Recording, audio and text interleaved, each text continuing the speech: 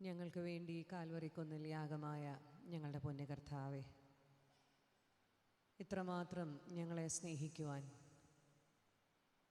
ഞങ്ങളെ കരുതുവാൻ, ഓരോ ദിവസവും ഞങ്ങളുടെ ജീവിതത്തെ പരിപാലിക്കുവാൻ നീ കാണിക്കുന്ന സ്നേഹത്തെ ഓർത്ത് ഞങ്ങൾ സ്തോത്രം ചെയ്യുന്നു. ഞങ്ങളുടെ കൺവെൻഷൻ്റെ 3-ാം രാത്രിയിൽ ഞങ്ങൾ ഓരോരുത്തരും നിൻ്റെ സന്നിധിയിലായിരിക്കണമെന്ന് ഞങ്ങളെക്കുറിച്ച് നീ ആഗ്രഹിച്ചതോർത്ത് സ്തോത്രം. കടന്നു വരുവാൻ ജീവിതത്തിലെ സാഹചര്യങ്ങളെ ഒരുക്കി തന്നതിനാൽ സ്തോത്രം. 25-ാമത്തെ വാർഷികം ആഘോഷിക്കുന്ന ഈ പ്രിയ ഇടവകയോട് ചേർന്ന് നടത്തപ്പെടുന്ന ഈ കൺവെൻഷനിൽ ഇതുവരെയും വ്യാപരിച്ച ദൈവകൃപയ്ക്കായി സ്തോത്രം. നിൻ്റെ ആത്മാവിനെ തന്ന് നീ ഞങ്ങളെ നിലനിർത്തിയിരിക്കുന്നുവല്ലോ. ഞങ്ങളുടെ മിടുക്കല്ല, ഞങ്ങളുടെ ശ്രേഷ്ഠതയല്ല, നിൻ്റെ കരുണയൊന്ന് മാത്രമാണ് ജീവനുള്ളവരുടെ ദേശത്ത് ഞങ്ങളിന്ന് ശേഷിക്കുന്നത് ഓർക്കുവാൻ തക്ക വിവേകം ഞങ്ങൾക്ക് ഉയരത്തിൽ നിന്ന് നൽകുമാറാകണമെന്ന് പ്രാർത്ഥിക്കുന്നു. ഞങ്ങളുടെ ഈ ആരാധനാ ശുശ്രൂഷയ്ക്ക് നേതൃത്വം നൽകിയ പ്രിയ സഹോദരങ്ങളെയൊക്കെ ഓർത്ത് സ്തോത്രം ചെയ്യുന്നു. അവരുടെ യൗവനകാലം ദൈവത്തിനു വേണ്ടി ചെലവഴിക്കുവാൻ അവരുടെ ഉള്ളിൽ കൊടുത്തിരിക്കുന്ന വാഞ്ചയോർത്ത് സ്തോത്രം ചെയ്യുന്നു. നിനക്കായി ജീവിപ്പാൻ, നീ തന്നിരിക്കുന്നതൊക്കെ നിനക്കായി മടക്കി നൽകുവാൻ ഞങ്ങളെ ഓരോരുത്തരെയും പ്രേരിപ്പിക്കണമെന്ന് പ്രാർത്ഥിക്കുന്നു. ഞങ്ങൾ വചനം ധ്യാനിപ്പാനായി ഒരുങ്ങുന്നു. ഞങ്ങളോടൊപ്പം നിൻ്റെ സാന്നിധ്യം ഉണ്ടായിരിക്കണമെന്ന് അപേക്ഷിക്കുന്നു. അലക്ഷ്യമായി ഇരിക്കുവാൻ ഇടവരുത്തരുത്, അലസതയോടെ ഇരിക്കുവാൻ ഇടവരുത്തരുത്. നിൻ്റെ വചനത്തിന് മുൻപാകെ ഏറ്റവും ഗൗരവമായി ശാന്തതയോടുകൂടെ ഞങ്ങളെ തന്നെ സമർപ്പിച്ചുകൊണ്ട് നിൻ്റെ സന്നിധിയിലായിരിക്കാൻ ഞങ്ങളെ ഓരോരുത്തരെയും ഇടയാക്കണം. അപ്പോൾ ആ വചനവുമായി എഴുന്നേറ്റ് നിൽപ്പാൻ അടിയനിൽ എന്ത് ശ്രേഷ്ഠത നീ കണ്ടു എന്നറിയില്ല. നീ തരുന്ന വചനത്തെ നിൻ്റെ മക്കൾക്ക് മുൻപാകെ സംസാരിപ്പാനുള്ള ധൈര്യവും ബലവും നൽകുമാറാകണമെന്നും പ്രാർത്ഥിക്കുന്നു. പ്രാർത്ഥന കേട്ടതിനായി സ്തോത്രം. സകലവും ഞങ്ങൾക്ക് വേണ്ടി ജനിച്ച് ഈ ലോകത്തിൽ ജീവിച്ച് മരിച്ച് ഉയർത്തെഴുന്നേറ്റ് വീണ്ടും വരുന്ന ഞങ്ങളുടെ പൊന്നേശുവിൻ്റെ നാമത്തിൽ തന്നെ ആമേൻ. നമ്മുടെ കൺവെൻഷൻ്റെ 3-ാമത്തെ രാത്രിയിലേക്ക് കടന്നു വരുവാൻ സ്വർഗത്തിലെ ദൈവം നമുക്ക് നൽകിയിരിക്കുന്ന അവസരത്തെ ഓർത്ത് നമുക്ക് ദൈവത്തെ സ്തുതിക്കാം. കഴിഞ്ഞ രാത്രികളിലൊക്കെ ഈ വചനം നമ്മളോട് ഇടപെട്ടതോർത്ത് നമുക്ക് ദൈവസന്നിധിയിൽ നമ്മളെ തന്നെ താഴ്ത്താം. കഴിഞ്ഞ രാത്രിയിൽ ദാനിയേലിൻ്റെ ജീവിതത്തിൽ നിന്നാണല്ലോ നമ്മളോട് ഈ വചനം സംസാരിച്ചത്. നമ്മൾ ജീവിക്കുന്ന സമൂഹത്തിൽ മറ്റുള്ളവരുടെ ജീവിതത്തിൽ ഒരു സ്വാധീനമാകുവാൻ തക്കവണ്ണം ഒരു ക്രൈസ്തവ വിശ്വാസി എന്ന നിലയിൽ എങ്ങനെ നമ്മുടെ ജീവിതത്തെ ക്രമീകരിക്കണമെന്ന് ദാനിയേലിൻ്റെ ജീവിതം നമ്മോട് വ്യക്തമായി സംസാരിച്ചു. ഇന്ന് പകൽക്കാലത്തെ ഉപവാസ പ്രാർത്ഥനയിൽ സംബന്ധിച്ചവർക്കറിയാം, കർത്താവിനെ ആരാധിക്കുകയും വിശ്വസിക്കുകയും ആശ്രയിക്കുകയും മാത്രമല്ല, ഒന്നാമതായി കർത്താവിനെ സ്നേഹിക്കുവാൻ നാം പഠിക്കുമ്പോഴാണ് നമ്മളുടെ വിശ്വാസ ജീവിതം ഏറെ ശക്തിപ്പെടുന്നത്.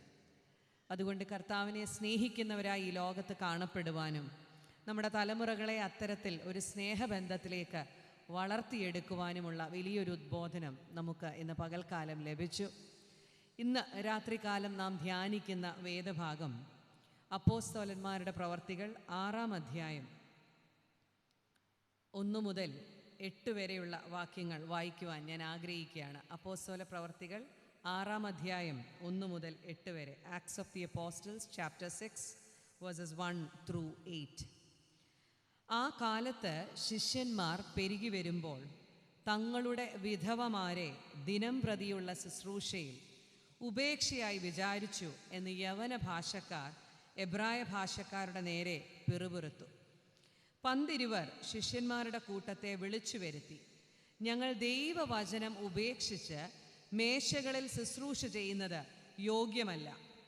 ആകയാൽ സഹോദരന്മാരെ, ആത്മാവും ജ്ഞാനവും നിറഞ്ഞ് നല്ല സാക്ഷ്യമുള്ള 7 പുരുഷന്മാരെ നിങ്ങളിൽ തന്നെ തിരഞ്ഞുകൊള്ളുവീൻ, അവരെ ഈ വേലയ്ക്ക് ആക്കാം.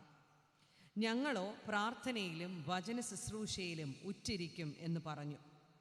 ഈ വാക്ക് കൂട്ടത്തിനൊക്കെയും ബോധ്യമായി. വിശ്വാസവും പരിശുദ്ധാത്മാവും നിറഞ്ഞ പുരുഷനായ സ്തേഫാനോസ്, ഫിലിപ്പോസ്, പ്രൊഖരോസ്, നിക്കാനോർ, തിമോൻ, പർമെനാസ്, യഹൂദ മത അനുസാരിയായ അന്ത്യോക്യക്കാരൻ നിക്കലോവാസ് എന്നിവരെ തിരഞ്ഞെടുത്തു. അപ്പോസ്തലന്മാരുടെ മുൻപാകെ നിർത്തി അവർ പ്രാർത്ഥിച്ച് അവരുടെ മേൽ കൈവച്ചു. ദൈവവചനം പരന്നു. യെരുശലേമിൽ ശിഷ്യന്മാരുടെ എണ്ണം ഏറ്റവും പെരുകി. പുരോഹിതന്മാരിലും വലിയൊരു കൂട്ടം വിശ്വാസത്തിന് അധീനരായി തീർന്നു. അനന്തരം സ്തേഫാനോസ് കൃപയും ശക്തിയും നിറഞ്ഞവനായി ജനത്തിൽ വലിയ അത്ഭുതങ്ങളും അടയാളങ്ങളും ചെയ്തു. അപ്പോസ്തലന്മാരുടെ പ്രവർത്തികൾ 6-ാം അധ്യായവും 7-ാം അധ്യായവുമാണ് ഇന്നത്തെ നമ്മുടെ രാത്രിയിലെ ധ്യാനത്തിന് തിരഞ്ഞെടുത്തിരിക്കുന്ന വേദഭാഗം. ആരംഭത്തിൽ അത് മുഴുവനും കൂടി വായിക്കുവാനുള്ള സമയം നമുക്കില്ലാത്തത് കൊണ്ടാണ് 6-ാം അധ്യായത്തിൻ്റെ 8 വരെയുള്ള വാക്യങ്ങൾ ഞാൻ വായിച്ചത്. നമുക്ക് എന്തിലേക്കാണ്, ഏതൊരു ധ്യാന ചിന്തയിലേക്കാണ് നാം പ്രവേശിക്കുന്നതെന്നുള്ളതിൻ്റെ ആമുഖമായിട്ട് വായിച്ചതാണ് 6-ാം അധ്യായത്തിൻ്റെ ആദ്യത്തെ 8 വാക്യങ്ങൾ.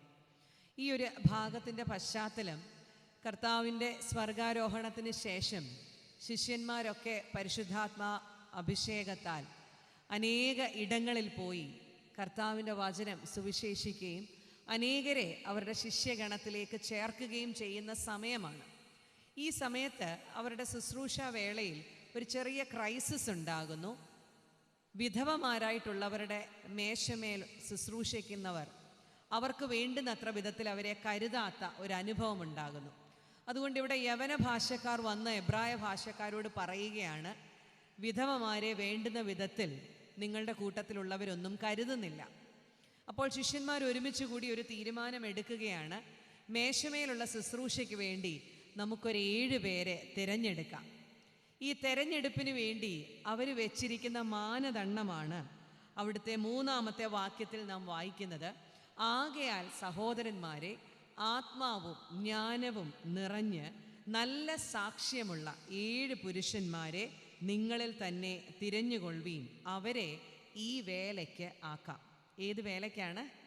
മേശമേൽ വിധവമാർക്ക് വേണ്ടുന്ന വിധത്തിൽ അവരെ കരുതുന്ന പ്രകാരം ഭക്ഷണം വിളമ്പുന്ന ഒരു ശുശ്രൂഷയിലേക്ക് തിരഞ്ഞെടുക്കുവാൻ 7 പേരെ എങ്ങനെ നിയമിക്കണമെന്നുള്ളതിൻ്റെ മാനദണ്ഡമാണ് നമ്മൾ വായിച്ചത്. ആത്മാവും ജ്ഞാനവും നിറഞ്ഞ് നല്ല സാക്ഷ്യമുള്ള 7 പുരുഷന്മാരെ തിരഞ്ഞെടുക്കുവാനായിട്ട് ശിഷ്യന്മാരെ പ്രാർത്ഥിച്ച് തീരുമാനിക്കുന്നു. നാം ഇങ്ങനെ വേണമെങ്കിൽ ഈ ഒരു ഭാഗത്തെ ചിന്തിക്കാം. മേശമേലുള്ള ശുശ്രൂഷയ്ക്ക് എന്തിനാണ് ഇപ്പറയുന്ന മാനദണ്ഡം? ഈ ഒരു ക്രൈറ്റീരിയ ഉപയോഗിച്ചുള്ള ഒരു സിലക്ഷൻ എന്തിനാണ്? കാരണം ഭക്ഷണം വിളമ്പുവാനായിട്ട്, നോക്കിയും കണ്ടുമൊക്കെ വിളമ്പുവാനായിട്ട് എന്തിനാണ് ഇത്തരത്തിൽ ഒരു മാനദണ്ഡം? ആത്മാവും ജ്ഞാനവും നിറഞ്ഞ നല്ല സാക്ഷ്യമുള്ള 7 പുരുഷന്മാരെ തിരഞ്ഞെടുക്കുവാൻ. People filled with the spirit and wisdom and also men of good reputation. 3 കാര്യങ്ങൾ അവിടെ എടുത്തു പറയുന്നു. 1, ആത്മാവും 2 ജ്ഞാനവും നിറഞ്ഞവരായിരിക്കണം. 3, നല്ല സാക്ഷ്യമുള്ളവരായി കാണപ്പെടുന്നവരെ വേണം ഈ ഒരു ശുശ്രൂഷയ്ക്ക് തിരഞ്ഞെടുക്കാൻ. ഈ ഒരു വാക്യം വായിക്കുമ്പോൾ എൻ്റെ മനസ്സിലേക്ക് കടന്നു വരുന്നൊരു ചിന്ത ഇതാണ്: ഇത്തരത്തിലുള്ള മാനദണ്ഡമൊക്കെ നമ്മൾ ഇന്നത്തെ കാലത്ത് വെച്ചാൽ എത്ര പേരെ നമുക്ക് ശുശ്രൂഷകൾക്ക് തിരഞ്ഞെടുക്കുവാനായിട്ട് സാധിക്കും? ആത്മാവ് നിറഞ്ഞവരായി, ജ്ഞാനം നിറഞ്ഞവരായി, അതിലൊക്കെ ഉപരി നല്ല സാക്ഷ്യമുള്ളവരായുള്ള എത്ര പേരെ നമ്മുടെ ഇടയിൽ കണ്ടെത്തുവാൻ നമുക്ക് സാധിക്കും? ഇവിടെ മേശമേലുള്ള ശുശ്രൂഷയ്ക്ക് വേണ്ടി അവർ വയ്ക്കുന്ന മാനദണ്ഡമാണ് നമ്മളിപ്പോൾ വായിച്ചത്. അടുത്ത എൻ്റെ ചോദ്യം ഇതാണ്: നമ്മുടെ ഒരു ഇടവകയിലെ ശുശ്രൂഷയ്ക്ക് വേണ്ടി ഇങ്ങനെയൊരു മാനദണ്ഡം നമുക്ക് വയ്ക്കുവാനായിട്ട് സാധിക്കുമോ?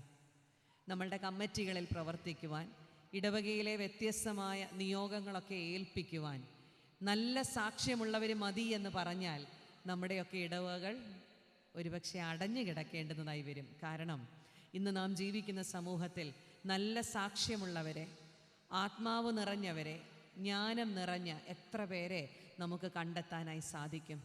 നമ്മുടെ ഉള്ളിലേക്കൊന്ന് നോക്കിയാൽ നാം ഒക്കെ ആത്മാവ് നിറഞ്ഞവരായും ജ്ഞാനം നിറഞ്ഞവരായും നല്ല സാക്ഷ്യമുള്ളവരായുമാണോ ഈ ലോകത്ത് ജീവിക്കുന്നത്? ഒരുപക്ഷെ സാക്ഷ്യമെന്നൊക്കെ പറയുന്ന വാക്കിന് ഇന്ന് നാം ജീവിക്കുന്ന സമൂഹത്തിൽ എത്രത്തോളം അർത്ഥമുണ്ട്? ഒഴുക്കിനനുസരിച്ച് പോകുന്ന വിശ്വാസ സമൂഹത്തിൻ്റെ ഭാഗമായി ഞാനും നിങ്ങളുമൊക്കെ ജീവിക്കുമ്പോൾ നല്ല സാക്ഷ്യമുള്ളവരായി കാണപ്പെടുവാൻ നമുക്ക് സാധിക്കുന്നുണ്ടോ? നമ്മളൊക്കെ ആരുടെ സാക്ഷികളാണെന്ന് നമുക്കറിയാം അല്ലേ?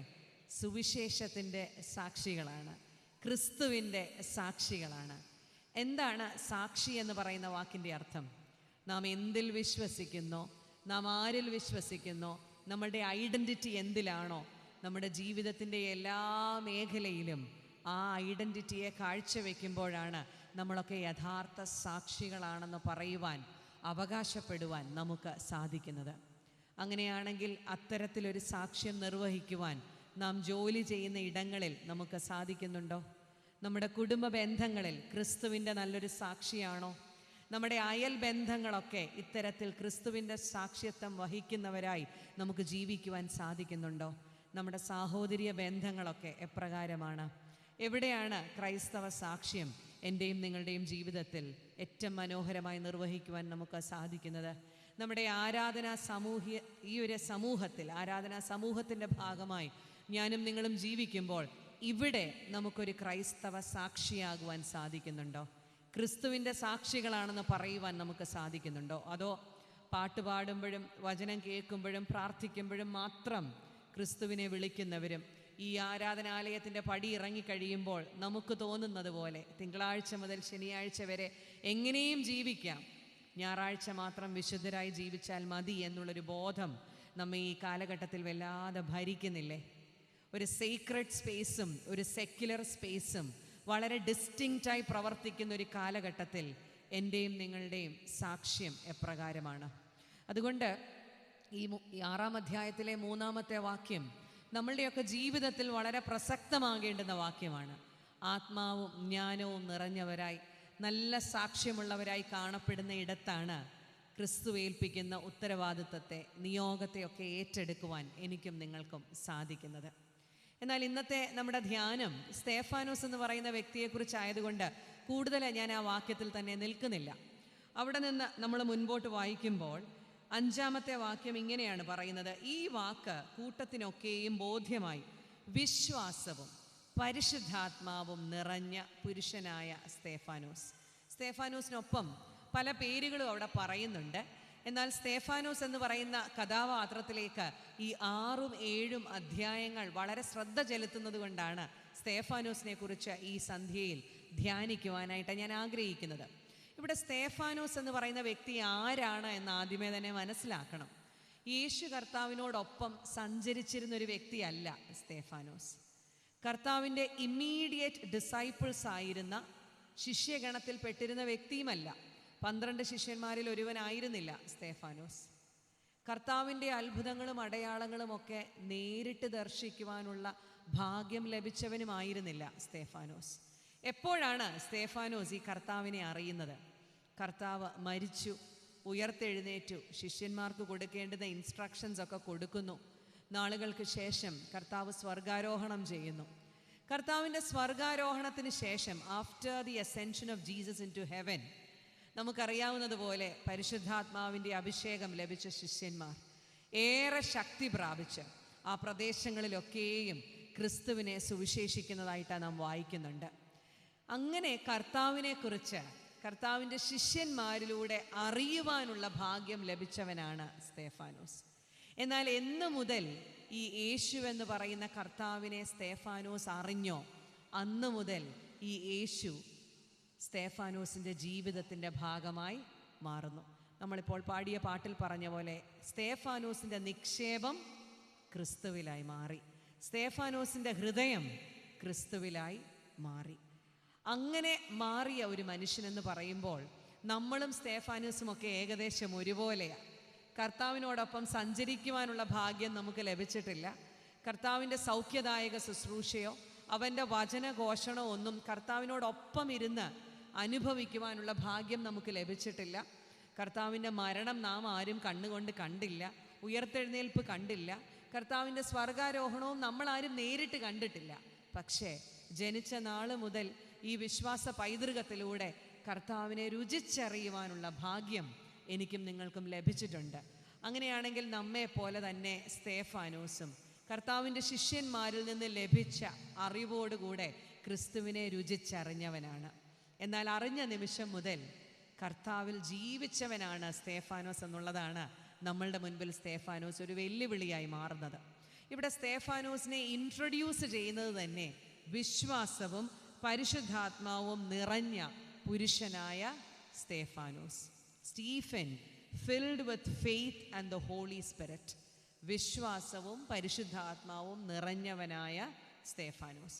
ഇനി നമ്മൾ അവിടെ നിന്ന് മുൻപോട്ട് വായിക്കുമ്പോൾ 8ാമത്തെ വാക്യം കൂടി ഞാൻ വായിച്ചാണ് ആദ്യം കുറിവാക്യങ്ങൾ വായിച്ചപ്പോൾ നിർത്തിയത്. അനന്തരം സ്തേഫാനോസ് കൃപയും ശക്തിയും നിറഞ്ഞവനായി. He was a man filled with God's grace and God's power. ദൈവകൃപയും ദൈവശക്തിയും നിറഞ്ഞവനായി.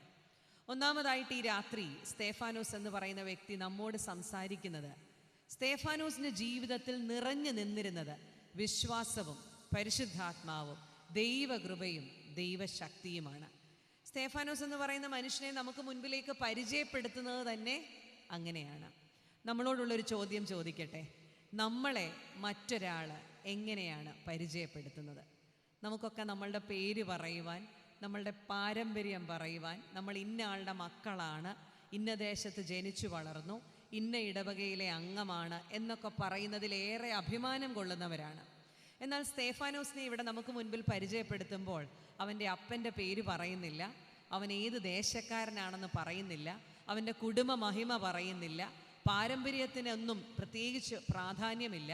പക്ഷേ അവനെക്കുറിച്ച് നമ്മളുടെ മുൻപിലേക്ക് പരിചയപ്പെടുത്തുമ്പോൾ അവൻ വിശ്വാസവും പരിശുദ്ധാത്മാവും ദൈവകൃപയും ദൈവശക്തിയും നിറഞ്ഞവനായി അവനായിരുന്ന സമൂഹത്തിൽ കാണപ്പെട്ടു എന്നാണ് പറയുന്നത്. നമുക്ക് നേരെ സ്തേഫാനോസ് ഉയർത്തുന്നൊരു വലിയ വെല്ലുവിളി ഇതാണ്: നമ്മുടെയൊക്കെ ഹൃദയത്തിൽ, ജീവിതത്തിൽ എന്തിൻ്റെ നിറമാണുള്ളത്? What am I filled with എന്ന ക്വസ്റ്റ്യനാണ് ഒന്നാമതായി സ്തേഫാനോസ് നമ്മളുടെ മുൻപിലേക്ക് വെക്കുന്നത്. എൻ്റെയും നിങ്ങളുടെയും ജീവിതത്തിൽ എന്തിൻ്റെ നിറമാണുള്ളത്? ഈ ലോകത്ത് ഒരുപക്ഷെ നമ്മൾ നേടിയെടുക്കുന്ന പലതും ഉണ്ടായിരിക്കാം. പല സ്ഥാനമാനങ്ങൾ നമ്മൾ നേടിയെടുക്കുന്നുണ്ടാവാം. നമ്മൾ നേടിയെടുക്കുന്ന ചില സമ്പത്തുണ്ടാവാം. ഇത്ര ഏക്കർ ഭൂമി, ഇത്ര വസ്തു കൂടി ഞാൻ മേടിച്ചു, ഇത്ര സ്ക്വയർ ഫീറ്റ് ഉള്ളൊരു ഭവനം എനിക്ക് പണിഞ്ഞെടുക്കുവാൻ സാധിച്ചു, ഞാൻ ജോലിയിൽ പ്രവേശിച്ചപ്പോൾ ഇന്ന സ്ഥാനമായിരുന്നു, അവിടെ നിന്ന് ഞാൻ പടിപടിയായി ഉയർന്നു. ഇതൊക്കെ നമ്മൾ ഈ ലോകത്ത് നേടിയെടുത്തു എന്ന് പറയുന്നു. പക്ഷേ നമ്മുടെ ജീവിതത്തിൽ എന്തിൻ്റെ നിറമാണുള്ളത്? What am I filled with in my life? Stephanos നമ്മെ പഠിപ്പിക്കുകയാണ്, നിൻ്റെ ജീവിതത്തിൽ വിശ്വാസത്തിൻ്റെ നിറവുണ്ടോ? നിൻ്റെ ഹൃദയത്തിൽ പരിശുദ്ധാത്മാവിൻ്റെ നിറവുണ്ടോ? നമ്മൾ എത്ര മനോഹരമായ ഗാനങ്ങളാണ് പരിശുദ്ധാത്മാവിനെ കുറിച്ച് പാടിയത്. ഈ പാട്ടുപാടി തീർന്നതോടുകൂടെ നമ്മുടെ ഉള്ളിലേക്ക് കടന്നു വന്ന പരിശുദ്ധാത്മാവ് നമ്മളിൽ നിന്ന് മടങ്ങിപ്പോയോ എന്ന് സ്വയം ചോദിക്കേണ്ടുന്ന ചോദ്യമാണ്. അത് തിരിച്ചറിയണമെന്നുണ്ടെങ്കിൽ നമുക്ക് ചുറ്റിനും ഇരിക്കുന്നവരെയൊക്കെ കാണുമ്പോൾ നമ്മളുടെ ഉള്ളിൽ തോന്നുന്നത് എന്താണ്? ഈ ആരാധനാലയത്തിൽ നിന്ന് ഇന്ന് കൺവെൻഷൻ കഴിഞ്ഞ് ഇറങ്ങിപ്പോകുമ്പോൾ, ഭവനത്തിലേക്ക് ചെന്ന് കയറുമ്പോൾ നമ്മുടെ വായിൽ നിന്ന് വരുന്ന സംസാരം എന്താണ്? ഇതൊക്കെയാണ് നമ്മളുടെ ഉള്ളിൽ പരിശുദ്ധാത്മാവാണോ അശുദ്ധാത്മാവാണോ എന്ന് നിശ്ചയിക്കുന്നത്. അതുകൊണ്ട് വിശ്വാസം നിറഞ്ഞവനായി, പരിശുദ്ധാത്മാവ് നിറഞ്ഞവനായി, ദൈവകൃപയും ദൈവശക്തിയും നിറഞ്ഞവനായി ആ സമൂഹത്തിൽ കാണപ്പെട്ടവനാണ് സ്തേഫാനോസ് എന്ന് ഈ വചനം നമ്മെ ഓർമ്മപ്പെടുത്തുകയാണ്. നമ്മുടെ ജീവിതത്തിൽ, നമ്മളുടെ ഹൃദയത്തിൽ എന്തിൻ്റെ നിറവാണുള്ളത്? സ്വയം ചോദിക്കാൻ സാധിക്കുമോ? ദൈവമേ, കർത്താവേ, നിന്നെ അറിയുന്നു അല്ലെങ്കിൽ നിന്നെ അറിഞ്ഞിട്ടുണ്ട് എന്ന് അവകാശപ്പെടുന്ന എനിക്ക് എൻ്റെ ഹൃദയത്തിൽ ഞാൻ എന്തിൻ്റെ നിറവാണ് കൊണ്ടു നടക്കുന്നത്? നമ്മളുടെ ഹൃദയത്തിൽ എന്താണോ ഉള്ളത് അത് നമ്മളുടെ മുഖത്ത് പ്രതിഫലിക്കും. അത് നമ്മളുടെ സംസാരത്തിലൂടെ പുറത്തു വരും. നമ്മളുടെ മനോഭാവത്തിലൂടെ അത് പുറത്തു വരും. നമ്മുടെ നോട്ടത്തിലൂടെ അത് പുറത്തു വരും. നമ്മളെ കാണുന്ന മറ്റൊരാൾക്ക് അറിയുവാനായിട്ട് സാധിക്കും നമ്മുടെ ഉള്ളിൻ്റെ ഉള്ളിൽ എന്താണെന്ന്. കുറേയൊക്കെ നമുക്ക് മറച്ചു പിടിക്കുവാൻ സാധിക്കും. എന്നാൽ ultimately what is there in your heart, it would come out. എന്താണോ നിൻ്റെ ഹൃദയത്തിൻ്റെ ഉള്ളിൽ അത് നിൻ്റെ ജീവിതത്തിൽ എവിടെയെങ്കിലുമൊക്കെ പുറത്തു വരുമെന്നുള്ളതാണ്. ഇവിടെ സ്തേഫാനോസ് ഇത്തരത്തിലൊക്കെ ഉള്ള നിറവിൻ്റെ മനുഷ്യനായിരുന്നത് കൊണ്ട് മേശമേലുള്ള ശുശ്രൂഷയ്ക്ക് വേണ്ടി വിളിക്കപ്പെട്ടു, തിരഞ്ഞെടുക്കപ്പെട്ടു. ഏറ്റവും ഭംഗിയായി നല്ല സാക്ഷ്യമുള്ളവനായി ആ സമൂഹത്തിൽ ജീവിച്ചതുകൊണ്ട് ഒരു ചെറിയ ശുശ്രൂഷയ്ക്കാണ് സ്തേഫാനോസ് വിളിക്കപ്പെട്ടത്. പക്ഷേ ആ ചെറിയ ശുശ്രൂഷയിൽ നിന്ന് വലിയ ശുശ്രൂഷകളിലേക്ക് സ്തേഫാനോസ് യാത്ര ചെയ്യുന്നുണ്ട്. നമ്മൾ വായിച്ച 8ാമത്തെ വാക്യത്തിൽ നമ്മൾ ഇങ്ങനെയല്ലേ വായിച്ചത്? അനന്തരം സ്തേഫാനോസ് കൃപയും ശക്തിയും നിറഞ്ഞവനായി വലിയ അത്ഭുതങ്ങളും അടയാളങ്ങളും ചെയ്തു. നമ്മൾ ജീവിക്കുന്ന സമൂഹത്തിൽ ഒരു ചെറിയ ശുശ്രൂഷയ്ക്ക് വേണ്ടിയാവാം നാം വിളിക്കപ്പെട്ടിരിക്കുന്നത്. എന്നാൽ വലിയ നിയോഗങ്ങൾക്ക് വേണ്ടി ദൈവം നമ്മെ ആക്കിയെടുക്കും, അല്ലെങ്കിൽ മാറ്റിയെടുക്കും.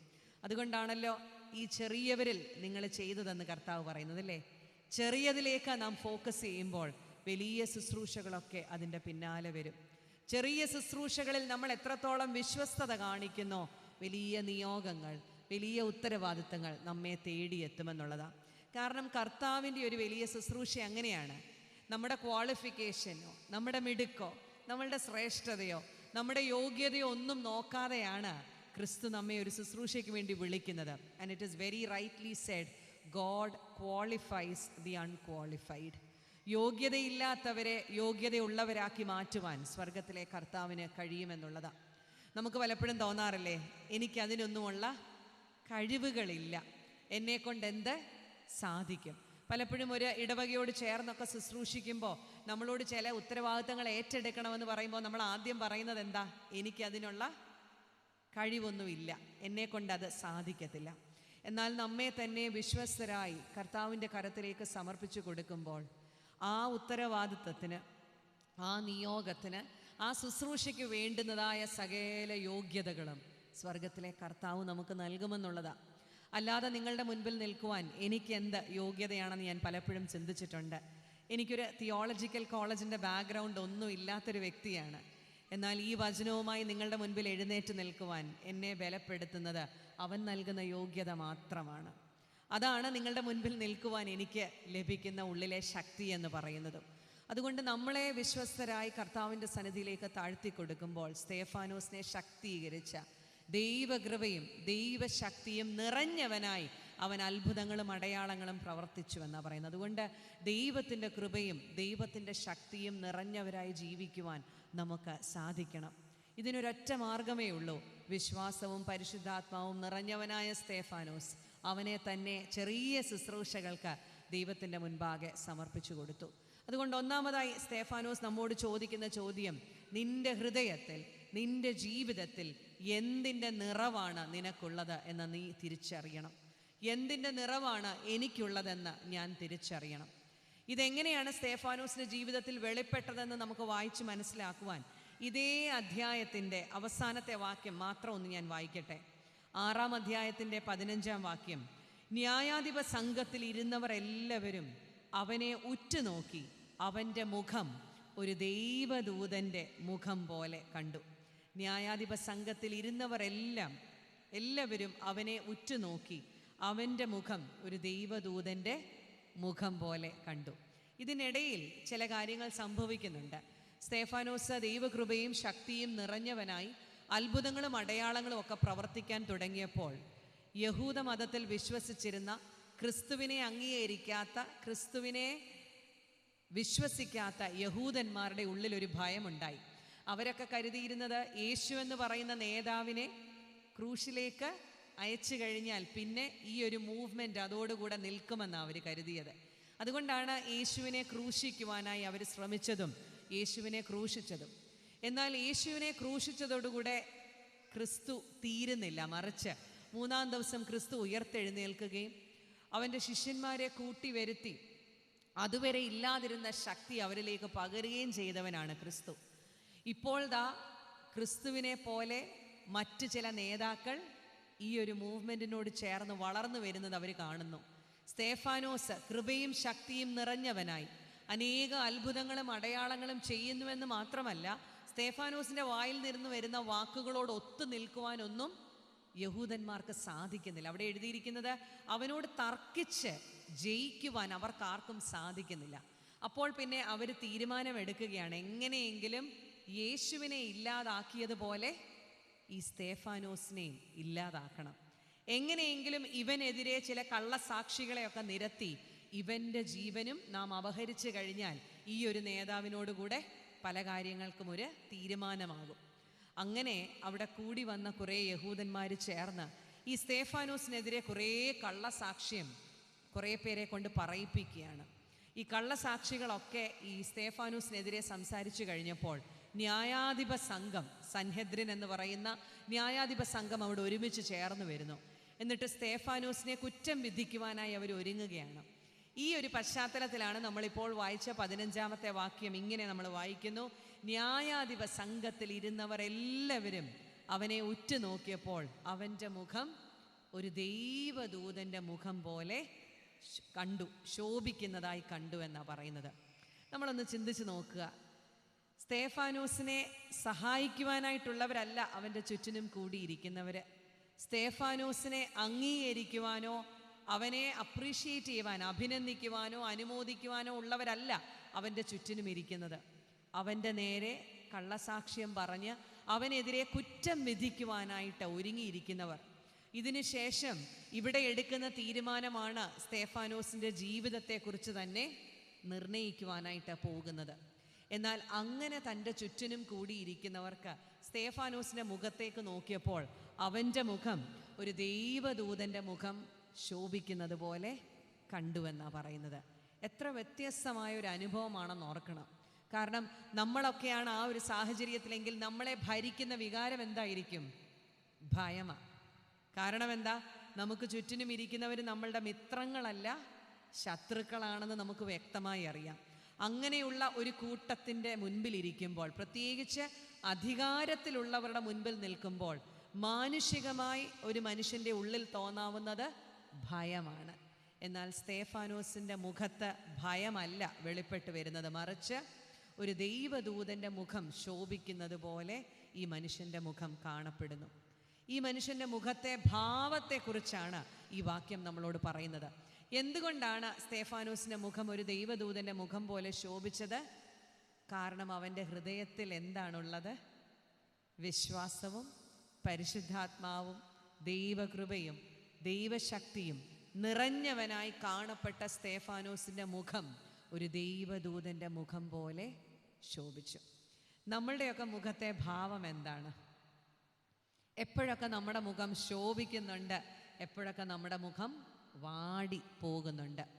ഉൽപ്പത്തി പുസ്തകം 4-ാം അധ്യായത്തിൽ നമ്മൾ 2 സഹോദരങ്ങളെക്കുറിച്ച് വായിക്കുന്നുണ്ട്. ഈ വിശുദ്ധ വേദപുസ്തകത്തിൽ അല്ലെങ്കിൽ ലോക ചരിത്രത്തിലെ ആദ്യത്തെ വിശുദ്ധ വഴിപാട് കഴിക്കുന്ന ഒരു സന്ദർഭമാണ് ഹാബേലും കായീനും.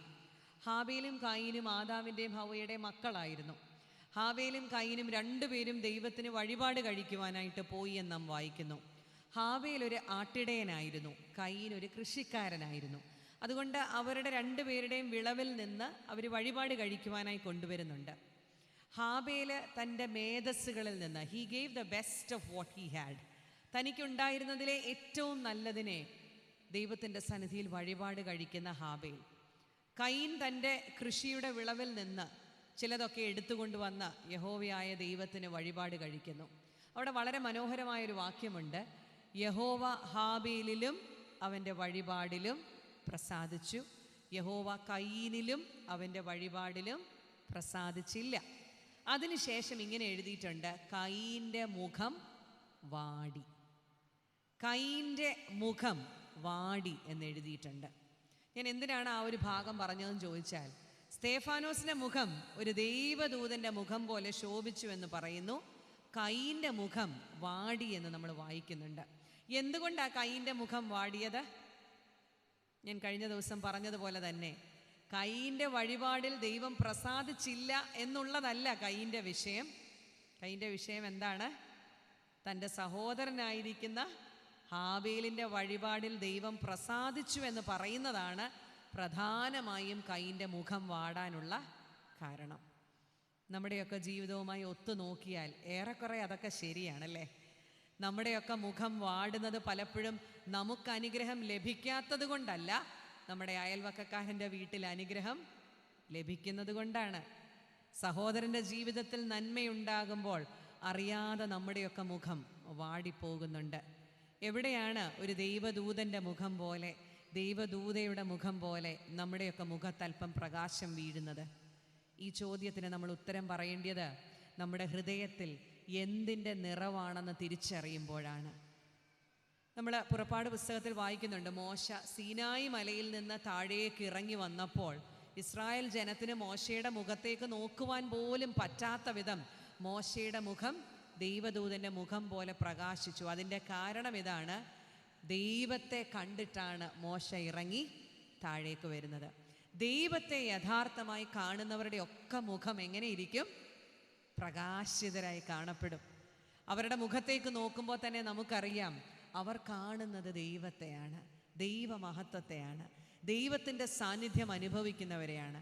കർത്താവ് കൂടെയുണ്ട് എന്ന് ആത്മാർത്ഥമായി വിശ്വസിക്കുന്ന ഒരുവൻ്റെ മുഖത്തേക്ക് നോക്കിയാൽ നമുക്കറിയാം ആ മുഖത്ത് വിടരുന്ന ദൈവ തേജസ്സിൻ്റെ വലിപ്പം എത്രത്തോളമാണെന്ന്. നമ്മുടെയൊക്കെ മുഖത്തിൻ്റെ ഭാവത്തെക്കുറിച്ച് നമുക്കൊരു ചോദ്യമുണ്ടാവണം. അയൽവക്കക്കാർ നമ്മളെ നോക്കുമ്പോൾ, നമ്മുടെ സഹോദരങ്ങൾ നമ്മെ നോക്കുമ്പോൾ, വീട്ടിലുള്ളവർ നമ്മെ നോക്കുമ്പോൾ നമ്മുടെയൊക്കെ മുഖം വാടുന്നുണ്ടോ അതോ പ്രസാദിക്കുന്നുണ്ടോ? ഒരു ക്രൈസ്തവ സാക്ഷിക്ക് സ്വയം ചോദിക്കാൻ പറ്റുന്ന ചോദ്യമാണ്, ദൈവമേ, എൻ്റെ മുഖത്തിൻ്റെ ഭാവം എന്താണ്? ഇവിടെ വിശ്വാസവും പരിശുദ്ധാത്മാവും ദൈവകൃപയും ദൈവശക്തിയും നിറഞ്ഞവനായ സ്തേഫാനോസിനെ സൻഹെദ്രിൻ സംഘത്തിലെ ന്യായാധിപ സംഘത്തിലിരുന്നവരൊക്കെ എല്ലാവരും അവിടെ എഴുതിയിട്ടുണ്ട്. ആരെങ്കിലും ഒരാളെന്നല്ല, ന്യായാധിപ സംഘത്തിലിരുന്ന എല്ലാവരും അവനെ ഉറ്റുനോക്കിയപ്പോൾ അവൻ്റെ മുഖം ഒരു ദൈവദൂതൻ്റെ മുഖം പോലെ കണ്ടു. നമുക്ക് അവിടെ നിന്ന് മുൻപോട്ട് വായിക്കാം. 7-ാം അധ്യായം 6-ാം അധ്യായത്തിൻ്റെ ഒരു തുടർച്ചയാണ്. 6-ാം അധ്യായത്തിൽ എന്താണോ സംഭവിച്ച് നിൽക്കുന്നത് അവിടെ നിന്നുള്ളൊരു തുടർച്ചയാണ് അപ്പോസ്തല പ്രവൃത്തികൾ 7-ാം അധ്യായം. ഇതുള്ളത് തന്നെയോ എന്ന് മഹാപുരോഹിതൻ ചോദിച്ചു. അപ്പോൾ ന്യായാധിപ സംഘത്തിൽ ഇരിക്കുന്നവരൊക്കെ ഈ കള്ളസാക്ഷ്യം സ്തേഫാനോസിനെ കുറിച്ച് കേൾക്കുന്നുണ്ട്. അതിനുശേഷം മഹാപുരോഹിതനാണ് ഇനി അടുത്തത് സംസാരിക്കേണ്ടത്. അപ്പം മഹാപുരോഹിതൻ സ്തേഫാനോസിനോട് ചോദിക്കുകയാണ്, നിന്നെക്കുറിച്ച് ഇവർ ഈ പറയുന്ന കള്ളസാക്ഷ്യമൊക്കെ സത്യമാണോ? ഇവർ ഈ പറയുന്നതൊക്കെ നിന്നെക്കുറിച്ച് അത് സത്യമാണോ എന്ന് ചോദിക്കുമ്പോൾ സ്തേഫാനോസ് ഇനി മറുപടി പറയാനായിട്ട് തുടങ്ങുകയാണ്. 2 ഓപ്ഷൻസ് ആണ്, അല്ലെങ്കിൽ 2 ചോയ്സസ് ആണ് സ്തേഫാനോസിൻ്റെ മുൻപിലുള്ളത്. ഒന്ന്, സ്വയം ന്യായീകരിക്കുവാൻ അല്ലെങ്കിൽ സ്വയം നീതീകരിക്കുവാൻ സ്തേഫാനോസിൻ്റെ മുൻപിൽ ഇതൊരു ലാസ്റ്റ് ചാൻസ് ആണ്, അവസാനത്തെ അവസരമാണ് സ്തേഫാനോസിന് സ്വയം നീതീകരിച്ച് അവിടെ നിന്ന് രക്ഷപ്പെടുവാനായിട്ട്. 2ാമത്തെ ഓപ്ഷൻ എന്ന് പറയുന്നത് തൻ്റെ ജീവിതത്തിലെ അവസാനത്തെ അവസരമാണല്ലോ. ദൈവത്തെ മഹത്വപ്പെടുത്തിക്കൊണ്ട് കർത്താവിനെ ഉയർത്തി കാട്ടിക്കൊണ്ട് തന്നെ മരണത്തിലേക്ക് വിധേയപ്പെടുത്തുവാൻ സ്തേഫാനോസിനൊരു ചോയ്സ് ഉണ്ട്. ബുദ്ധിയുള്ള മനുഷ്യനാണ് എന്നുണ്ടെങ്കിൽ ഞാൻ പറഞ്ഞ 1ാമത്തെ ചോയ്സ് ഏറ്റെടുത്തേനേയും. കാരണം സ്വയം ന്യായീകരിച്ച് സ്വയം നീതീകരിച്ച് അവിടെ നിന്ന് രക്ഷപ്പെടുവാനായിട്ട് ശ്രമിച്ചേനെ. എന്നാൽ സ്തേഫാനോസ് നമ്മുടെയൊന്നും ഒരു ബുദ്ധിയുടെ ലെവലിൽ വരാത്ത മനുഷ്യനായതുകൊണ്ട് സ്വയം നീതീകരിക്കുവാൻ ഈ ഒരു അവസരം അദ്ദേഹം എടുക്കുന്നില്ല. വിശുദ്ധ വേദപുസ്തകത്തിൽ കർത്താവിൻ്റെ ഗിരിപ്രഭാഷണത്തിന് ശേഷം ഏറ്റവും നീണ്ട ഒരു പ്രസംഗം നടത്തുന്ന വ്യക്തിയായി സ്തേഫാനോസ് ഈ ഭാഗത്ത് മാറുന്നുണ്ട്. 7-ാം അധ്യായത്തിൻ്റെ 2-ാം വാക്യം മുതൽ അതേ അധ്യായത്തിൻ്റെ 53-ാമത്തെ വാക്യം വരെ സ്തേഫാനോസിൻ്റെ ഒരു നീണ്ട പ്രസംഗമാണ്. അതുകൊണ്ടാണ് ഞാൻ ആ ഭാഗം വായിക്കാത്തതും. സമയം കിട്ടുമ്പോൾ വീട്ടിൽ ചെന്നൊന്ന് വായിച്ചു നോക്കണം. ഇസ്രായേലിൻ്റെ ഒരു ചരിത്രത്തെ വളരെ ഹ്രസ്വമായി ഈ ജനത്തിന് മുൻപിലേക്ക് പകർന്നു കൊടുക്കുന്ന സ്തേഫാനോസ് 2-ാം വാക്യം മുതൽ 53-ാം വാക്യം വരെ. യഹൂദ മതത്തിൽ വിശ്വസിക്കുന്ന എല്ലാവരുടെയും ചിന്ത വിശ്വാസികളുടെ പിതാവ് അബ്രഹാമാണ്. നമ്മളും വിശ്വസിക്കുന്നുണ്ട്, അബ്രഹാമിനെ വിശ്വാസികളുടെ പിതാവ് എന്നാണ് പറയുന്നത്. അബ്രഹാമിൽ തുടങ്ങി ക്രിസ്തു വരെയുള്ള ഒരു ചരിത്രം സ്തേഫാനോസ് അവരുടെ മുൻപിലേക്ക് പകർന്നു കൊടുക്കുന്നു. അബ്രഹാമിനെ കുറിച്ചും ഇസഹാക്കിനെ കുറിച്ചും യാക്കോബ്, യോസഫ്, അതുപോലെ മിസ്രൈമിലുള്ള അടിമത്ത കാലത്തെക്കുറിച്ച്, മോശ എന്ന് പറയുന്ന നേതാവിനെ അവരുടെ ഇടയിൽ നിന്ന് ഉയർത്തുന്ന യഹോവയായ ദൈവം, ഇങ്ങനെ അനേക ചരിത്ര സംഭവങ്ങൾ സ്തേഫാനോസ് അവിടെ വെച്ച് പറയുകയാണ്.